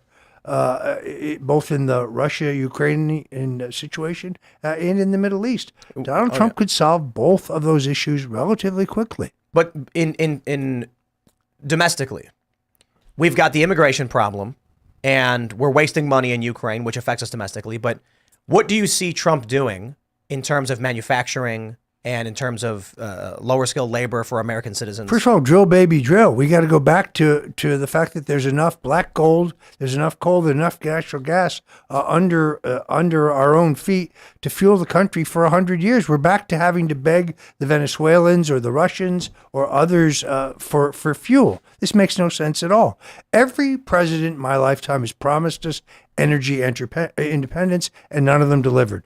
Donald Trump delivered. It is the keystone to a booming economy. It's the first thing he has to do. First thing he will do. Yeah. Can I ask, how do you think Trump is going to handle criticisms he has about COVID? When COVID first, hit us, we didn't know what was going on. There were the initial lockdowns. I think this is something that a lot of, never Trumpers or Democrats or even moderates have questions about. It seemed like at one time this was something that he was behind. I'm going to jump in real quick here, because we had this conversation when Laura Loomer and Luke Rudkowski were on the show in Iowa. And so now you've got these just whinging sycophants on social media misrepresenting what I said. And so you have Laura Loomer blaming Ron DeSantis, saying he locked everything down, it was really bad. You have Luke Rudkowski saying Donald Trump locked everything down, it was really bad. And my point is, everyone in the beginning of this, everyone got it wrong. Republicans at the start of COVID were advocating wearing masks, and Fauci said not to. And then Fauci flip-flopped, and all of a sudden Republicans were saying, don't wear masks. Donald Trump said 15 days to slow the spread. Donald Trump pushed Operation Warp Speed. Personally, I look back and I'm like, yeah, and Ron DeSantis was also for mandates and lockdowns too. I don't see the point in having this Trump is bad, no, Ron is bad, no, Trump is bad, back and forth over and over again to try and adjudicate something that happened 4 years ago between two guys who did relatively similar things or in different ways. Trump wasn't a governor. He didn't have control over the states. Ron DeSantis believed a lot of the same garbage everyone else did. And what people did was they took this clip to try to imply that I'm somehow saying Fauci should not go to prison. I think Fauci is directly responsible and he should go to jail. I think he should be criminally charged and investigated, of course. But it's silly, in my opinion, to attack Donald Trump or Ron DeSantis when we look back 4 years later and we're like, oh, now that we understand the origins and now we have the evidence and now we realize who was right and who was wrong and who's responsible. It's like, oh, well, now we go back and argue that Trump should have done something different. Well, you should have. But what did anybody know at the time? Do you think this is kind of how the Trump campaign is responding to these I must tell comments? you, I study polls as part of what I do. And even though we all feel strongly about it, when you stack it up next to immigration and war and the economy, it's not moving that many voters. I mean, Trump, he relied on the doctors. He's not a doctor. Yeah. He relied on the doctors. That's how I felt about this argument for a long time that, we still get it from the Democrats that abortion is going to be the big issue of 2024. And it just doesn't seem to be, especially at least in the primary season, among conservative voters. Maybe in a general, when you have to face up against maybe moderates, it'll be different. But there are so many things that they bring forward saying, well, this is a potential weakness. This is a dent in the chainmail kind of thing. And it seems like no one can actually find the thing that is irritating voters in a way that would impede the Trump campaign. I think the COVID talking points of Trump are a cope for people who just don't like Trump and are looking for a reason to justify why they wouldn't vote for him. I'm concerned about his staffing issues with, the dude with the big mustache that got us in. John Bolton. Yeah, John Bolton wanted to take over Iran. Bolton is just out. Some of these horrendous staffing decisions that Don made, and then the Fauci thing, he didn't give him authority, but he basically stood behind him and nodded while Fauci ran the show. He would do that with some other technocrat in the future, like the CEO of Google. He's like, I'm not a social media guy, so I'm going to let the social media guy run. Like, the doctors should be relying on the president to make the right decision after their advice is given, not the other way around. Well, that's quite literally what happened. It was the other way around. Trump was relying on Fauci to make the right call, and basically was like, whatever you say is going to be a yes, so good luck, go for it. Well, we don't know that's absolute. That's what it looked like. We know that he had Birx and Fauci up on stage, and it was, with them all the time, and it was a mistake in hindsight. And there are people who are like, I always knew exactly what was going to happen. BS, dude. So many of these right-wing pundits were screaming, buy masks now. I had people mailing me masks early on at the start of this thing. It was March and Donald Trump said 15 days to slow the spread. And we understand these things were screw-ups. I just think when you look at how good things were, especially considering the weights they stripped on his ankles, what I hear from, some of these individuals who are like, I won't vote for Trump because of what he did on COVID. I'm like, no new wars. Spare me your libertarian whinging when you're like, my justification for why I won't vote for Trump is some arbitrary thing about mistakes that were made, even though he's the first president in our lifetimes to not start a war and to actually set a timeline to bring our troops back and to negotiate with these countries like North Korea and to try and get our troops out of Syria. Setting a deadline for Afghanistan was fantastic. The Abraham Accords, all of these things were tremendous achievements. And then you're like, but because he wasn't, because he made bad decisions at a time when, nobody knew exactly what was going on, I won't vote for him now. And I'm like, dude, if everything he did with COVID, it was a lot of mistakes were made. I totally get that. Fair point, fair criticism. But the idea that is justification for why you would not vote for him now with Biden here or potentially Michelle Obama, when they're going to massively expand foreign war, Ukraine now the largest recipient of U.S. foreign aid, and young people can't afford apartments, but they're smuggling humans in, giving them healthcare, giving them houses, and then I hear these people go, but Trump made a bad call on COVID. And I'm like, yeah, well, okay, dude. No one knew what was going on at the time. We can rag on it now, but there's such a tremendous gap in what Trump represents coming to this country if you vote for him now versus what the Democrats will do to this country if you don't. And that's what frustrates me. It's an excuse of people who will make an argument every single day. Trump was right about this. He was right about this. He was right about this. He was right about this. Okay. Will you vote for him? Well, because of Dr. Fauci. No, get out of here, dude. That's a lie. That's Trump derangement syndrome.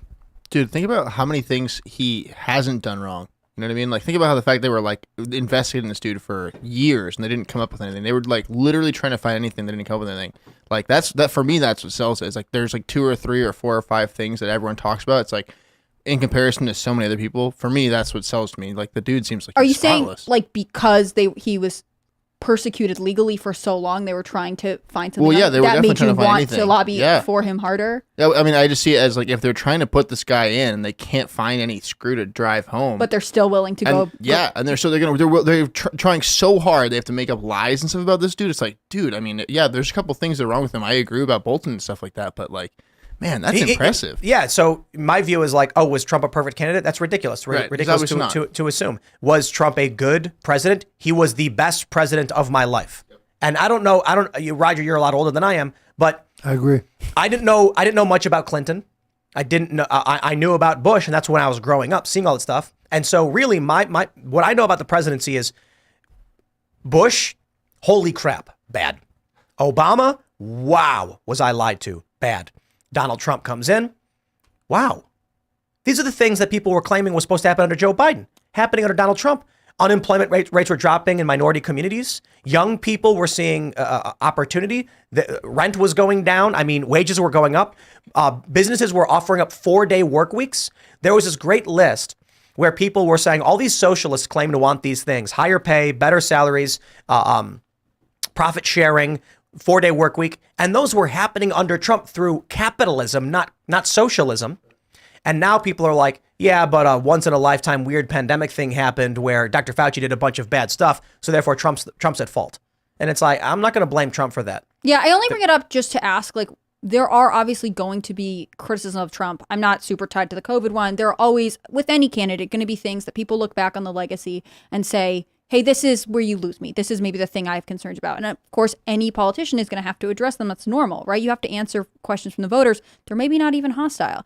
And so for, COVID, abortion, immigration, whatever, there are going to be things the Trump campaign theoretically has to address now that we're going into a general election. It looks like he'll be the nominee. I don't really think Nikki Haley's going to turn the ship around. And so it's just interesting to hear how the campaign decides to address these things. Yeah, it's definitely a warning for the future if another global pandemic or issue happens, like there's a power outage, the system goes down. The only one that can save it is Google, because the Google has the access to the infrastructure to get us back on our knees, back on our feet. Quick, let's get the CEO of Google in to help us run this. So no, that cannot happen next time. That's what you're saying. Next time, maybe there'll be an advisor. The technocrats can advise our leadership, but we need to at least look at the Fauci situation as a learning lesson.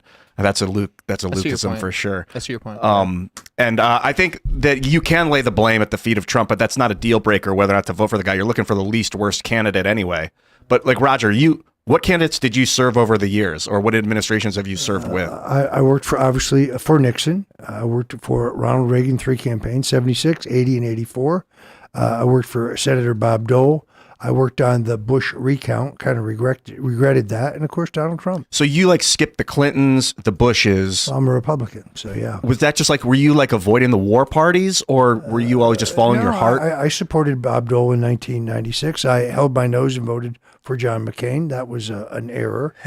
When the Republicans nominated Mitt Romney, I left the Republican Party. I became a member of the Libertarian Party. I supported Gary Johnson because Mitt Romney was so completely repugnant to me. It was such a complete fraud. And then I returned to the Republican Party in time for the hostile takeover of the party by Donald Trump, who snatched the party back from the country clubs and made it the party of working Americans again. Yeah, feels like he's a liberal dude. I always thought of him as a New York Democrat. I'm shocked. Some people thought that early on, but it turns out to be the Heritage Foundation had a great report. When it comes to actual policy, he was more conservative than Ronald Reagan. Did you just see these presidents as the corruption within the systems, with the Obamas, with the Clintons? Did you from afar or were you just not interested? I mean, it evolved over time. So I wrote a book on the Kennedy assassination, which I always had a fascination about, but it wasn't until I got an opportunity to talk to Nixon about it, and I asked him about the Warren Commission. He said, "Are you kidding me? It was the biggest goddamn hoax in American history." And I said, "What do you mean?" He said, "Well, Lyndon and I both wanted to be president. The difference was I wasn't willing to kill for it." Wow. That motivated me to write my book, which became a New York Times bestseller, The Man Who Killed Kennedy, Case Against LBJ. No publisher would touch this. They said, nobody's going to read this book. This book has no commercial appeal. Wow. It continues to do extraordinarily well. So I used to be one of those Republican good, Democrat bad, lockstep. Look, I now realize we have a Uni-Party. So despite the deep sentimental attachment I have to the party of Lincoln and the party of Eisenhower and the party of Nixon and Reagan and Trump, I also recognize that we have a Uni-Party at the elite level. Not at the grassroots level, but at the elite level. We have one party of incumbent politicians in Washington, and they're all in it together. And that's the sad truth. And all of this posturing is like a Hegelian device to distract us from the fact that they're all the same, with the exception of one guy I know, Donald Trump. How do you advise people to like pioneer this environment of a Uni-Party, or to survive it, or even from the political perspective, or just from the average? It's very, very difficult to start a new party. People say, why don't we just start a new party? Well, the people who write the laws about getting a party on the ballot are Republicans and Democrats working together to make it as expensive and arcane and complicated and difficult as possible. So if you believe, as I do, that the Republican Party is a traditional home of conservatives, then we have to win intra-party contests to nominate good men and women. Too many of the Republicans that we have are rhinos, I guess, as you'd call it. And we take a look at, we had a list pulled up of the people who voted to oust George Santos.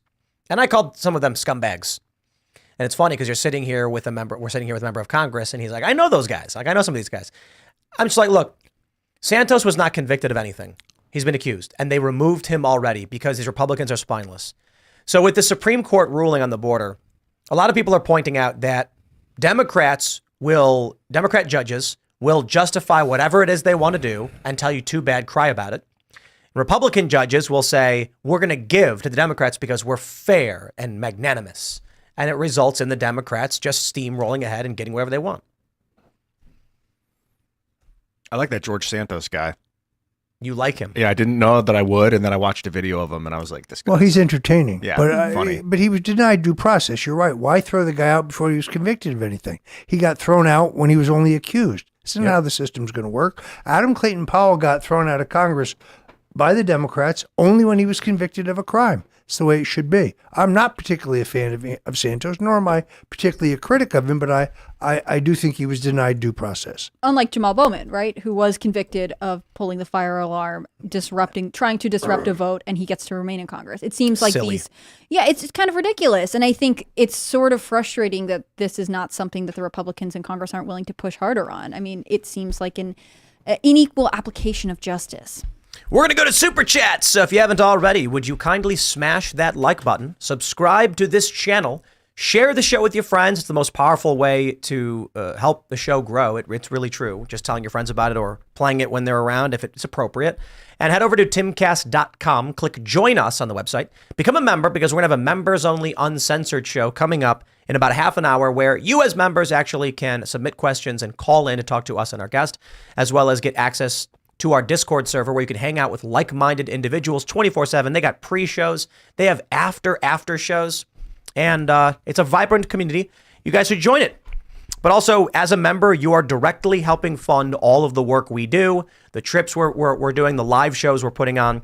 If you think we do a good job in the message we spread and everything else, become a member because it keeps the lights on. Clint Torres, he's back with the first Super Chat saying, howdy, people. How does he do it? How does Clint always get the first Super Chat in? He's good. He has a gift. Alpha Turkey says, it's treason then. Yep, but I don't think treason is the right word. I think sedition is the appropriate term, correct? What specifically are we talking about? I'm not sure. Oh, I'm sorry, the border. Biden facilitating the open border would be a seditious act, which is to destroy the government, whereas treason, it would be more aiding and abetting an enemy. Well, as you know, the House Republicans have declined to move articles of impeachment against Mayorkas on that basis alone. Mm-hmm. They just won't do it. Dereliction of duty. Just won't do it. Man, we have a Uni-Party. Sadly, yes, Yeah. I'm afraid so. That That doesn't mean, obviously, that everybody in the Republican Party is bad. I think, for example, Rand Paul, who I think is a very, very good guy and a very principled guy.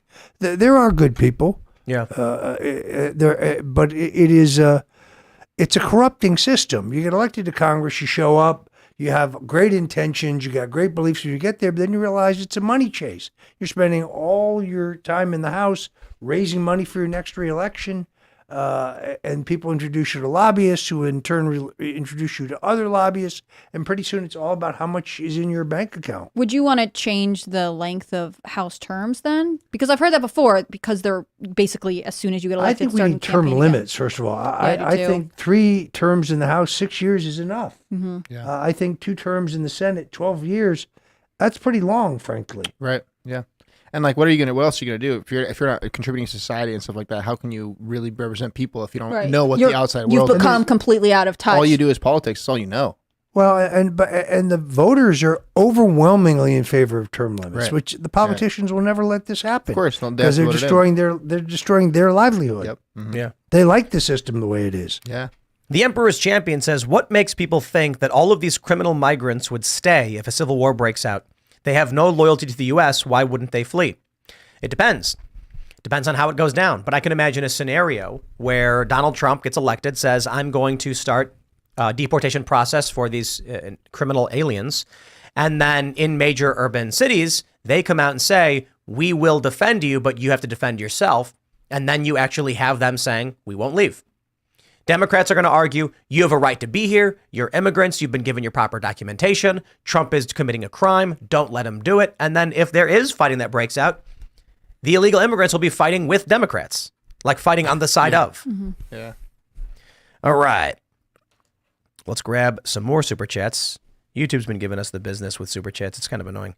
All right. Paul Tascalo says half measures cause full failures. Abbott waited 2.5 years. His plan was destined to lose in court. Now we get Biden wins on immigration headlines. 70 dudes in a park with cattle ranch supplies isn't stopping 300,000 illegal immigrants per month. Yes, unfortunately.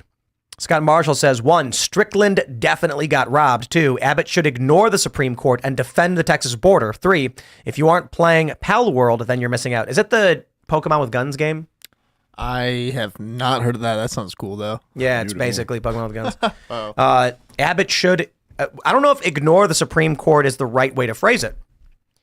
The Supreme Court ruling the feds can remove barricades means nothing when Texas National Guard are not allowing feds anywhere near the barricades. And technically, if the federal government doesn't order them to do it, they're allowed to, but they're still not going to do it because they weren't ordered to do it. The real issue is that the Supreme Court would have to order the Texas National Guard to vacate, allowing the feds to come into the border. But this ruling saying they're allowed to remove barriers doesn't mean they're allowed to remove Texas National Guard. So right now it's legal limbo, I guess. Mm-hmm. And the question of how many people they have to staff this project, right? I mean, doesn't the razor wire extend for like several miles? Right. And if they do remove the razor wire, does the ruling say Texas can't put more? Does the ruling stop Texas from putting razor wire up? Yeah. So imagine the feds come in and actually remove a bunch, and then as they're moving it, it's just being instantly replaced by Texas. The question will be if the Supreme Court says Texas can no longer place the wire. Greg Duvier says, Tim, Vivek needs to be VP so we can have Vivek versus Kamala VP debate. It will be the most one-sided debate ever. What would that be? Yeah, Vivek debating Kamala Harris? It'd be rough. It'd be rough. I don't think he would have enough to work with, right? Like he's such a quick-witted person. I feel like he needs someone who can spar a little bit more to have something going on. And I think she doesn't really have anything to offer on the debate stage, in my opinion. Yeah. I mean, she is just It wouldn't be a debate. It'd be her standing there with drool porn. It would be a slaughter, is what Exactly. it would be. Yeah. He'd have to have restraint and be kind, because if he got angry, if he got malicious, that would be the media spin. It'd be like, what an asshole. Right. he was mean to her. Yeah, I don't know. he's got to learn to pull punches. All right. Donald DeVole says, Tim, you are being too hard on DeSantis about the supposed Winston Churchill quote. At the end of Darkest Hour, a movie about Churchill, before the credits, they show that same quote and attribute it to Churchill. However, there is an historical organization that says that's not true, that it was never attributed to him, and that it is attributed, and then someone else pointed out it's a Budweiser ad from 1938. So do we think it's just like a staffer saw this movie and was like, I know the perfect quote to close on? But like the point is this. I understand people misattribute that quote to Churchill. The issue is you should have a staff fact check this because it only takes a couple minutes to figure out that's not a Churchill quote. It was misattributed. Well, somebody looked at it and they thought it fit the situation perfectly, and then they didn't do their homework. And now you've got Ron DeSantis quoting Budweiser. And he can't get fired, right? I mean, the campaign's over, so whoever wrote this is already out of a job. Yeah, that's right. Wyatt Kaldenberg says the first Civil War was over Democrats wanting slaves as cheap labor. The second Civil War will be over Democrats wanting illegals for cheap labor. I don't think it's about cheap labor. I think it's destruction and subversion of the system, which they have publicly stated, dramatically altering this country to benefit themselves. All right, here we are. TRD says Abbott's wire solution. Remove it, then allow Texas volunteers to replace it. It would technically be in compliance because Texas government didn't reinstall it. Yes, but I don't know that the Supreme Court ordered it be removed. The ruling was that the feds can remove it. Correct? I mean, Yeah, the federal government is allowed to remove it pending the rest of this legal case. So if it goes back in, they would still have the right to remove it. It's not a permanent solution. But the right to remove it doesn't mean they have a right to remove National Guard. Yeah, if the National Guard were to block them from having access to it, then that's different. But Right. theoretically, in this case, if a volunteer installed it, they would still be allowed. It's not you can only remove razor wire installed by the state government. It's any razor wire that's there you're allowed to remove. Ian Frichter says, Tim, longtime subscriber here. You should invite Greg Conley on. He's an attorney and president of American Vaping Association. You would be fascinated at the harm, corruption, lies the FDA and states are spewing right now about vaping and the health benefits of it. I heard this really interesting pitch one time that really candidates should lobby for the vape vote. And they should really that people who vape cross all sections of, political classes and socioeconomic classes. And if you could just get all of the people who vape to get behind your candidate, you would have this kind of coalition of diverse voters. I found that very interesting. I find people who vape, there is a high, and I'm not going to try and blanket everybody, but I find a very high rate of, what's the right word? They're rude, inconsiderate, in a certain area, and that is, I am actually surprised at people who will vape inside someone else's home or business or vehicle, knowing what they're doing is bothering them, trying to hide it, but doing it anyway without asking. I've experienced this so often from people who vape. Now, I certainly have experienced people who vape who don't. They won't do it. They'll be like, "Hey, can I run out? I'm gonna vape." And I'm like, "Oh yeah, no problem." But we've had in many instances here in this building, vaping is not allowed. It is contractual. There's a bunch of stuff behind it I'm not going to get into. We cannot allow people to vape or smoke in the building. It doesn't matter. So people will actually take small vapes and hide them and try and vape in here, despite there being signs saying don't do it. When they come in, we say don't do it. We get it. It sucks, but something we can do about it. There's legal issues. And they do it anyway. I got to be honest. I'm really at the point where it's like, we've had people come on the show, and when they think I'm not paying attention, like I'll look down at the monitor, I'll see them take their hand like this and go, and then they won't talk for a little bit. And then when I look back at the monitor, they'll go, and then I'm at the point where I'm like, I'm going to throw someone out who will be sitting in this guest chair, who pulls out a vape to try and pull it off. And I'm just going to be like, bro, get up, you get out. Like, that's it. It's like spitting on me. Like, dude, I don't care about vaping. I get it. But you can't. There's a big sign saying don't do it. They know we don't want them to do it. We ask them not to do it. They don't care. Well, it reminds me of just sort of amazing. A lack of common courtesy, right? Like people are sort of less polite. They are less considerate. It's like, I really, really, really want to do this thing, so I should be allowed to do it. If you don't see it, it's okay. And ultimately, that's not a way to operate. Me, that seems like the degradation of society. In all honesty, I don't think there are many single issue vape voters. In other words, you're right, it crosses many barriers, but I don't know anyone who's motivated by that issue in terms of the reason they would cast their vote. I mean, the Also, FDA like, has in come my down car, pretty hard too. on vaping. You know, yeah, in your car is Like, it's like, hey, we're going to go get food, hop in. And then they're sitting in the back, start vaping. I'm like, bro, are you kidding me? That's Open the worst. window. What are you doing? That's the worst. It's just, come on, man. I mean, I think some people who vape, I don't do it. I can't ascribe to the culture, but there are some people who vape who feel the dependency. Because I remember when Juul, for a minute, was going to get banned from the market. I knew people who drove out and bought it in bulk because they didn't want to be without it. I mean, there is a habit forming element of it. I just don't think that like it should trump in this case, especially like this being an example. You're not allowed to do it in here. The fact that you would be like, but I'm just going to make an exception for myself is discourteous. And it's just, it happens all the time. Like, look, guys, like it happens once or twice, and I was just like, hey, you can't vape in here. And they go, oh, okay. But it's happened probably like 37 times, which is just like, yo, this is nuts. We had someone come in recently, actually point at the sign and be like, oh, we can't vape in here. Yeah. Okay. 5 minutes later, like, and I'm like, wow. That was the last straw for me. When the last person who did it was like a couple weeks ago. I was like, I think from now on, we're going to put out a message. I just kind of feel like such a dick move to do that. We're just going to ask you to leave. And like, I'll literally put Mr. Bokus in that chair and we'll do the show with whoever's in the house. Cause just like, bro, if you want to come in here and just basically spit in my face, you can leave. You don't need to be here. That's the whole vaping thing to me. You can tell it's been irking me for some time that people keep doing this. And it's like at the 37th time, I'm just finally like, bro, that's it. It comes up. There we go. I'm going to talk about it. No, but I think it's like, I think it is picking up on something that I really feel in America, which is that there's a sort of, there is an inherent selfishness to the way we live now. And I think it's aided and abetted by consumerist and sort of social media culture that says I have to think about my needs above everything else. And I think if we moved away from that, we would be a better and stronger society. All right. Mr. Grizzly Bear says, Tim, what's stopping Biden from declaring what Texas is doing a rebellion and federalizing the Texas Guard? What do you think are the chances of it, and what could the repercussions be? I don't know the chances. Democrats are actually already talking about it. I think it was Joaquin Castro, perhaps. There's an article we had pulled up. We didn't get into it. But they are talking about federalizing the National Guard.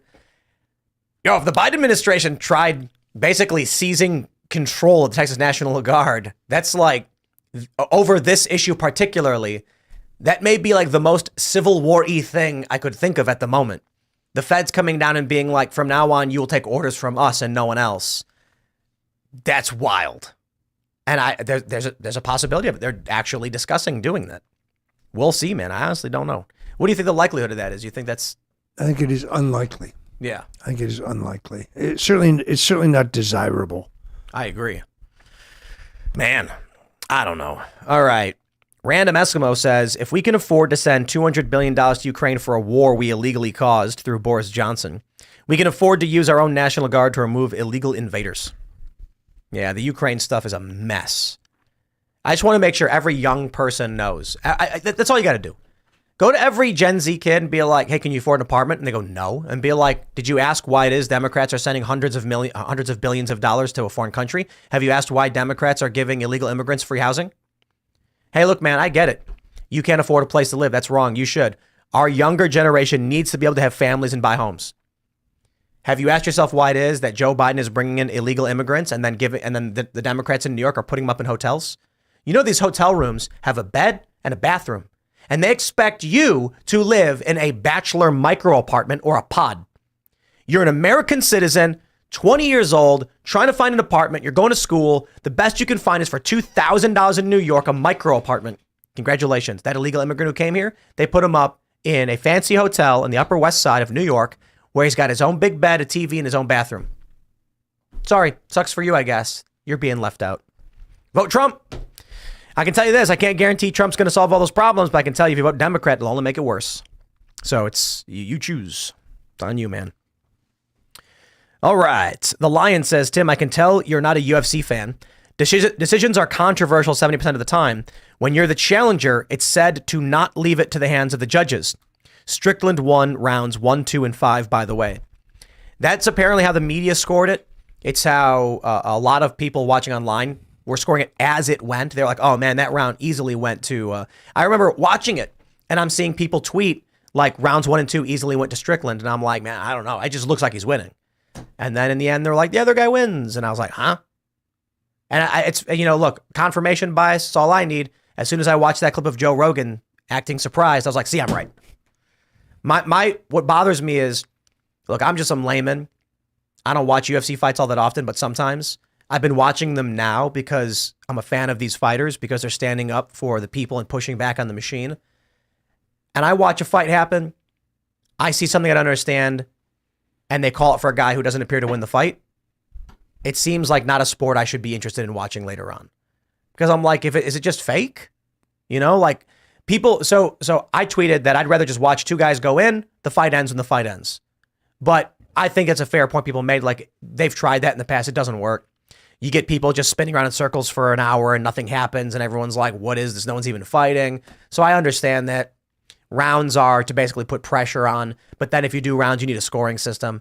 But I'm just like, if it comes down to this, they should at the very least say that a win requires a point spread of like 10 or something. In which case, if you're on round 5 and it's like this, you go around again. They look at the judge and the judges say, we do not have a definitive answer. It's a split decision. Round 6. Ooh, that'd be rough. Yup, would be. Because they they time it knowing that there's only going to be 5 rounds, so they'll come in with everything. And people have complained about this, that you end up with fighters specifically trying to win on technicalities through rounds instead of actually winning a fight. Yeah. And so it becomes more of a game. And that's a part of it, I guess. You know, I was reading about this one guy, I forgot his name. He was saying he wants to see a fight. He wants to see the best guy fight the best guy.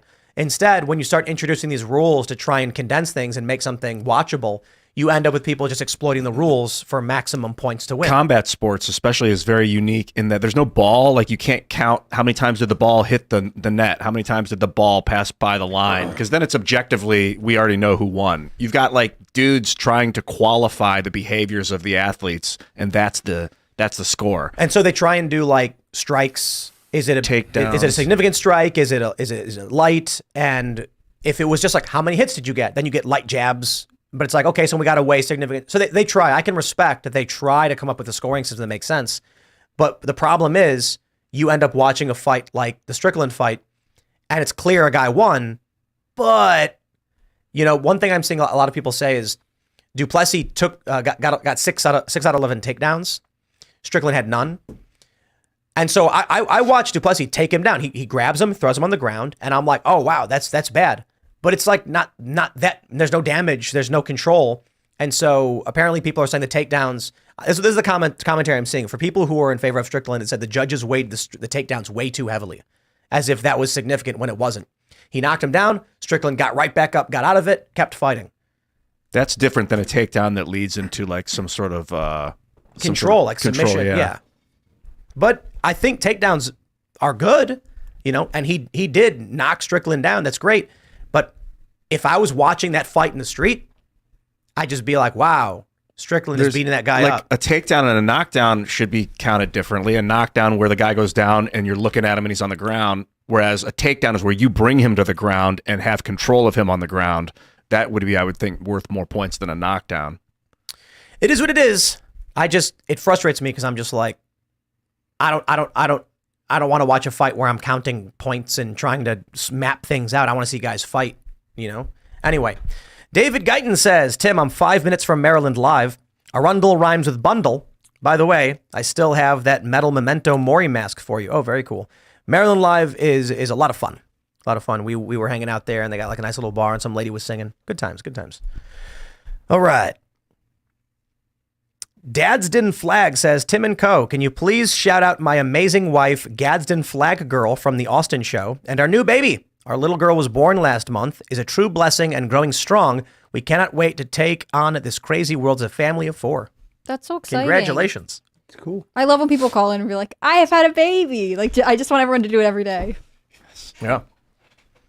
Tom Kavnis says, it just came out that AZ GOP chairman Jeff DeWitt was the one that went to Carrie Lake's house and attempted to bribe her into quitting politics. She said this was done in a previous speech. Have you heard about that? I have. What's going on with that? The Arizona Republican Party, dominated by the rhinos, is epically corrupt. I've never seen a more clear-cut, absolute proof of a fraudulent election in the 45 years I've been doing this, and no judge wants to accept this evidence, and no judge wants to rule. Honestly, it's really simple. You have a tabulating machine. It takes a piece of paper that is 19 inches long.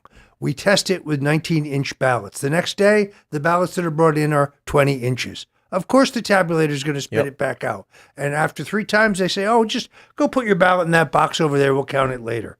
I'm simplifying it, but the manipulation of the Arizona election was But we got to make sure outrageous. it was also long lines caused by the errors. Some people were went leaving. home, right? And then they came out and said, no one went home. What do you mean no one went home? There are people who have tweeted they went home. Like, none of that matters. Any judge worth his weight in his own balls would say, the machines were broken, you screwed up, new election, shut your mouth. Instead, you get a bunch of cowards who are like, well, we all know the machines were broken, but I don't want to be the one to take responsibility for this. This is what you have. You have weak men. Weak men in this country who are unwilling to actually stand up and say, I'm sorry, I have to. And you know what, man? It's a bummer. I'm waiting for one of these Texas troopers or National Guardsmen to arrest one of these CBP guys. You know what I want to see? I want to see when one of these feds tries to remove the barrier from Texas, I want to see a Texas trooper walk right up and say, put your hands behind your back. You are under arrest for felony destruction of state property. Carries a minimum of 1 year and a $2,500 fine. And then read him his rights, lock him up. I don't care who breaks the law. You break the law, you get arrested. That's how it's supposed to work. But too many of these people just go, oh, I don't want to be the one to do it. Oh, don't put it on me. I'm willing to bet most of these Texas troopers, if they saw the feds breaking the law, they just shrug and be like, I don't know. What am I going to do? But I'll tell you what. You saw that viral video of the firefighter getting arrested?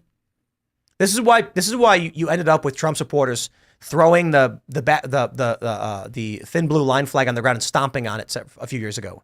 Because you get a video where a firefighter parks the fire truck at an angle so that it creates a barrier as they're rendering aid to a guy who's in a car accident, and a cop yells at him to move the fire truck, and they say, like, we're rendering aid. So this is a viral video. A cop arrests the firefighter.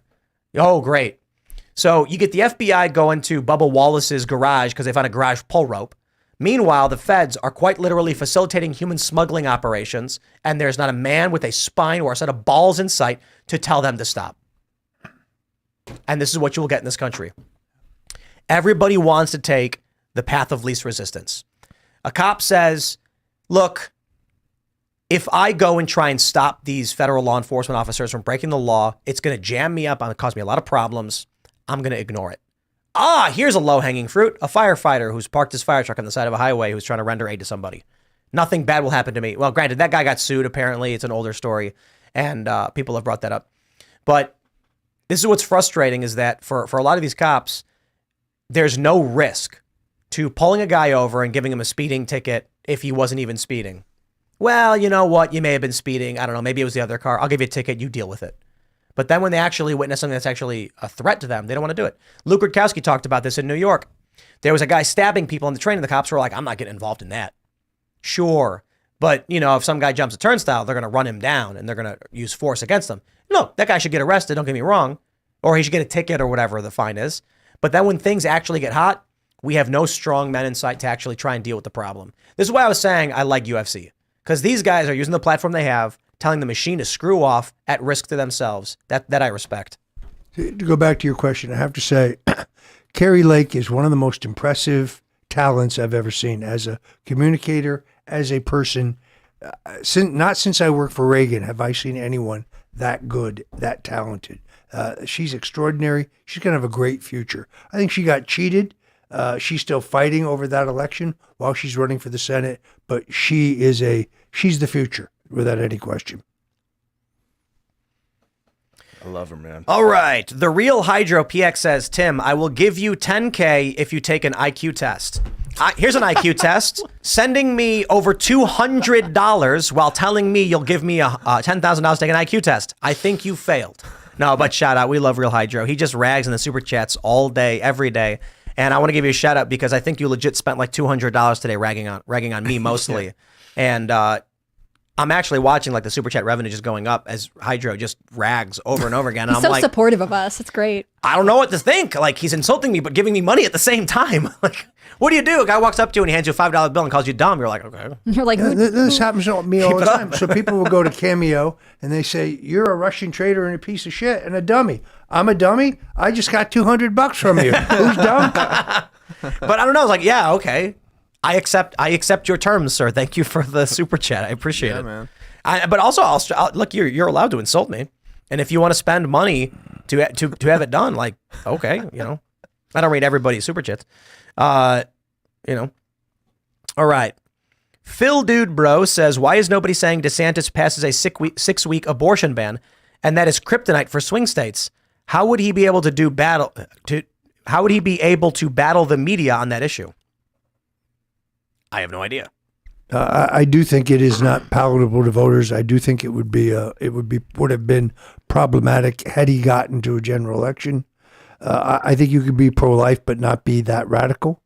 I think it was, look, the guy says he signs an executive order which prohibits the school boards in Florida from teaching a curriculum that includes CRT or any of this gender nonsense.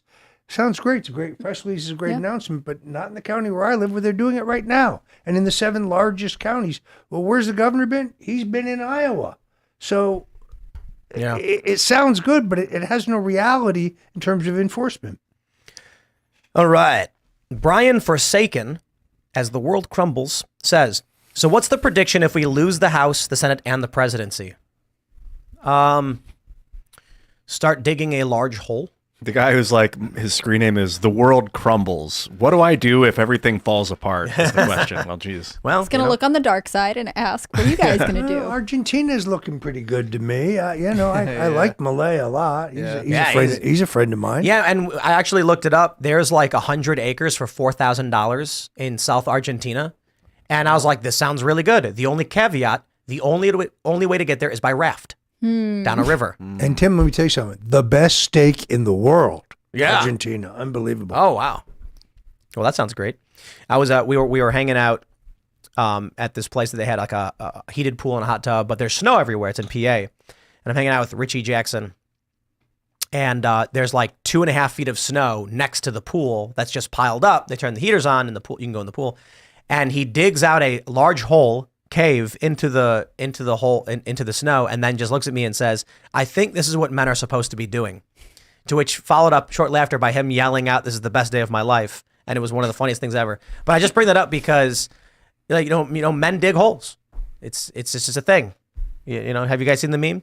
No. It's just like, for some reason, you start digging. That's why Elon Musk, once he gets all this money, what does he do? The Boring Company. Jeff Bezos, what do he digs into a giant, he digs into a mountain. Yeah. Mark Zuckerberg. Mark Zuckerberg builds a thing in Kauai or whatever. Right, yeah. Just start digging a hole. All right, everybody, if you haven't already, would you kindly smash that like button, subscribe to this channel, and head over to timcast.com, click join us, become a member, because we're going to have a members-only uncensored show, not so family-friendly, coming up on the front page of the website in a couple of minutes. We're talking about some spicy political issues, and it'll be good fun. And you as members will be able to call in and ask us and our guests questions, so it'll be a lot of fun.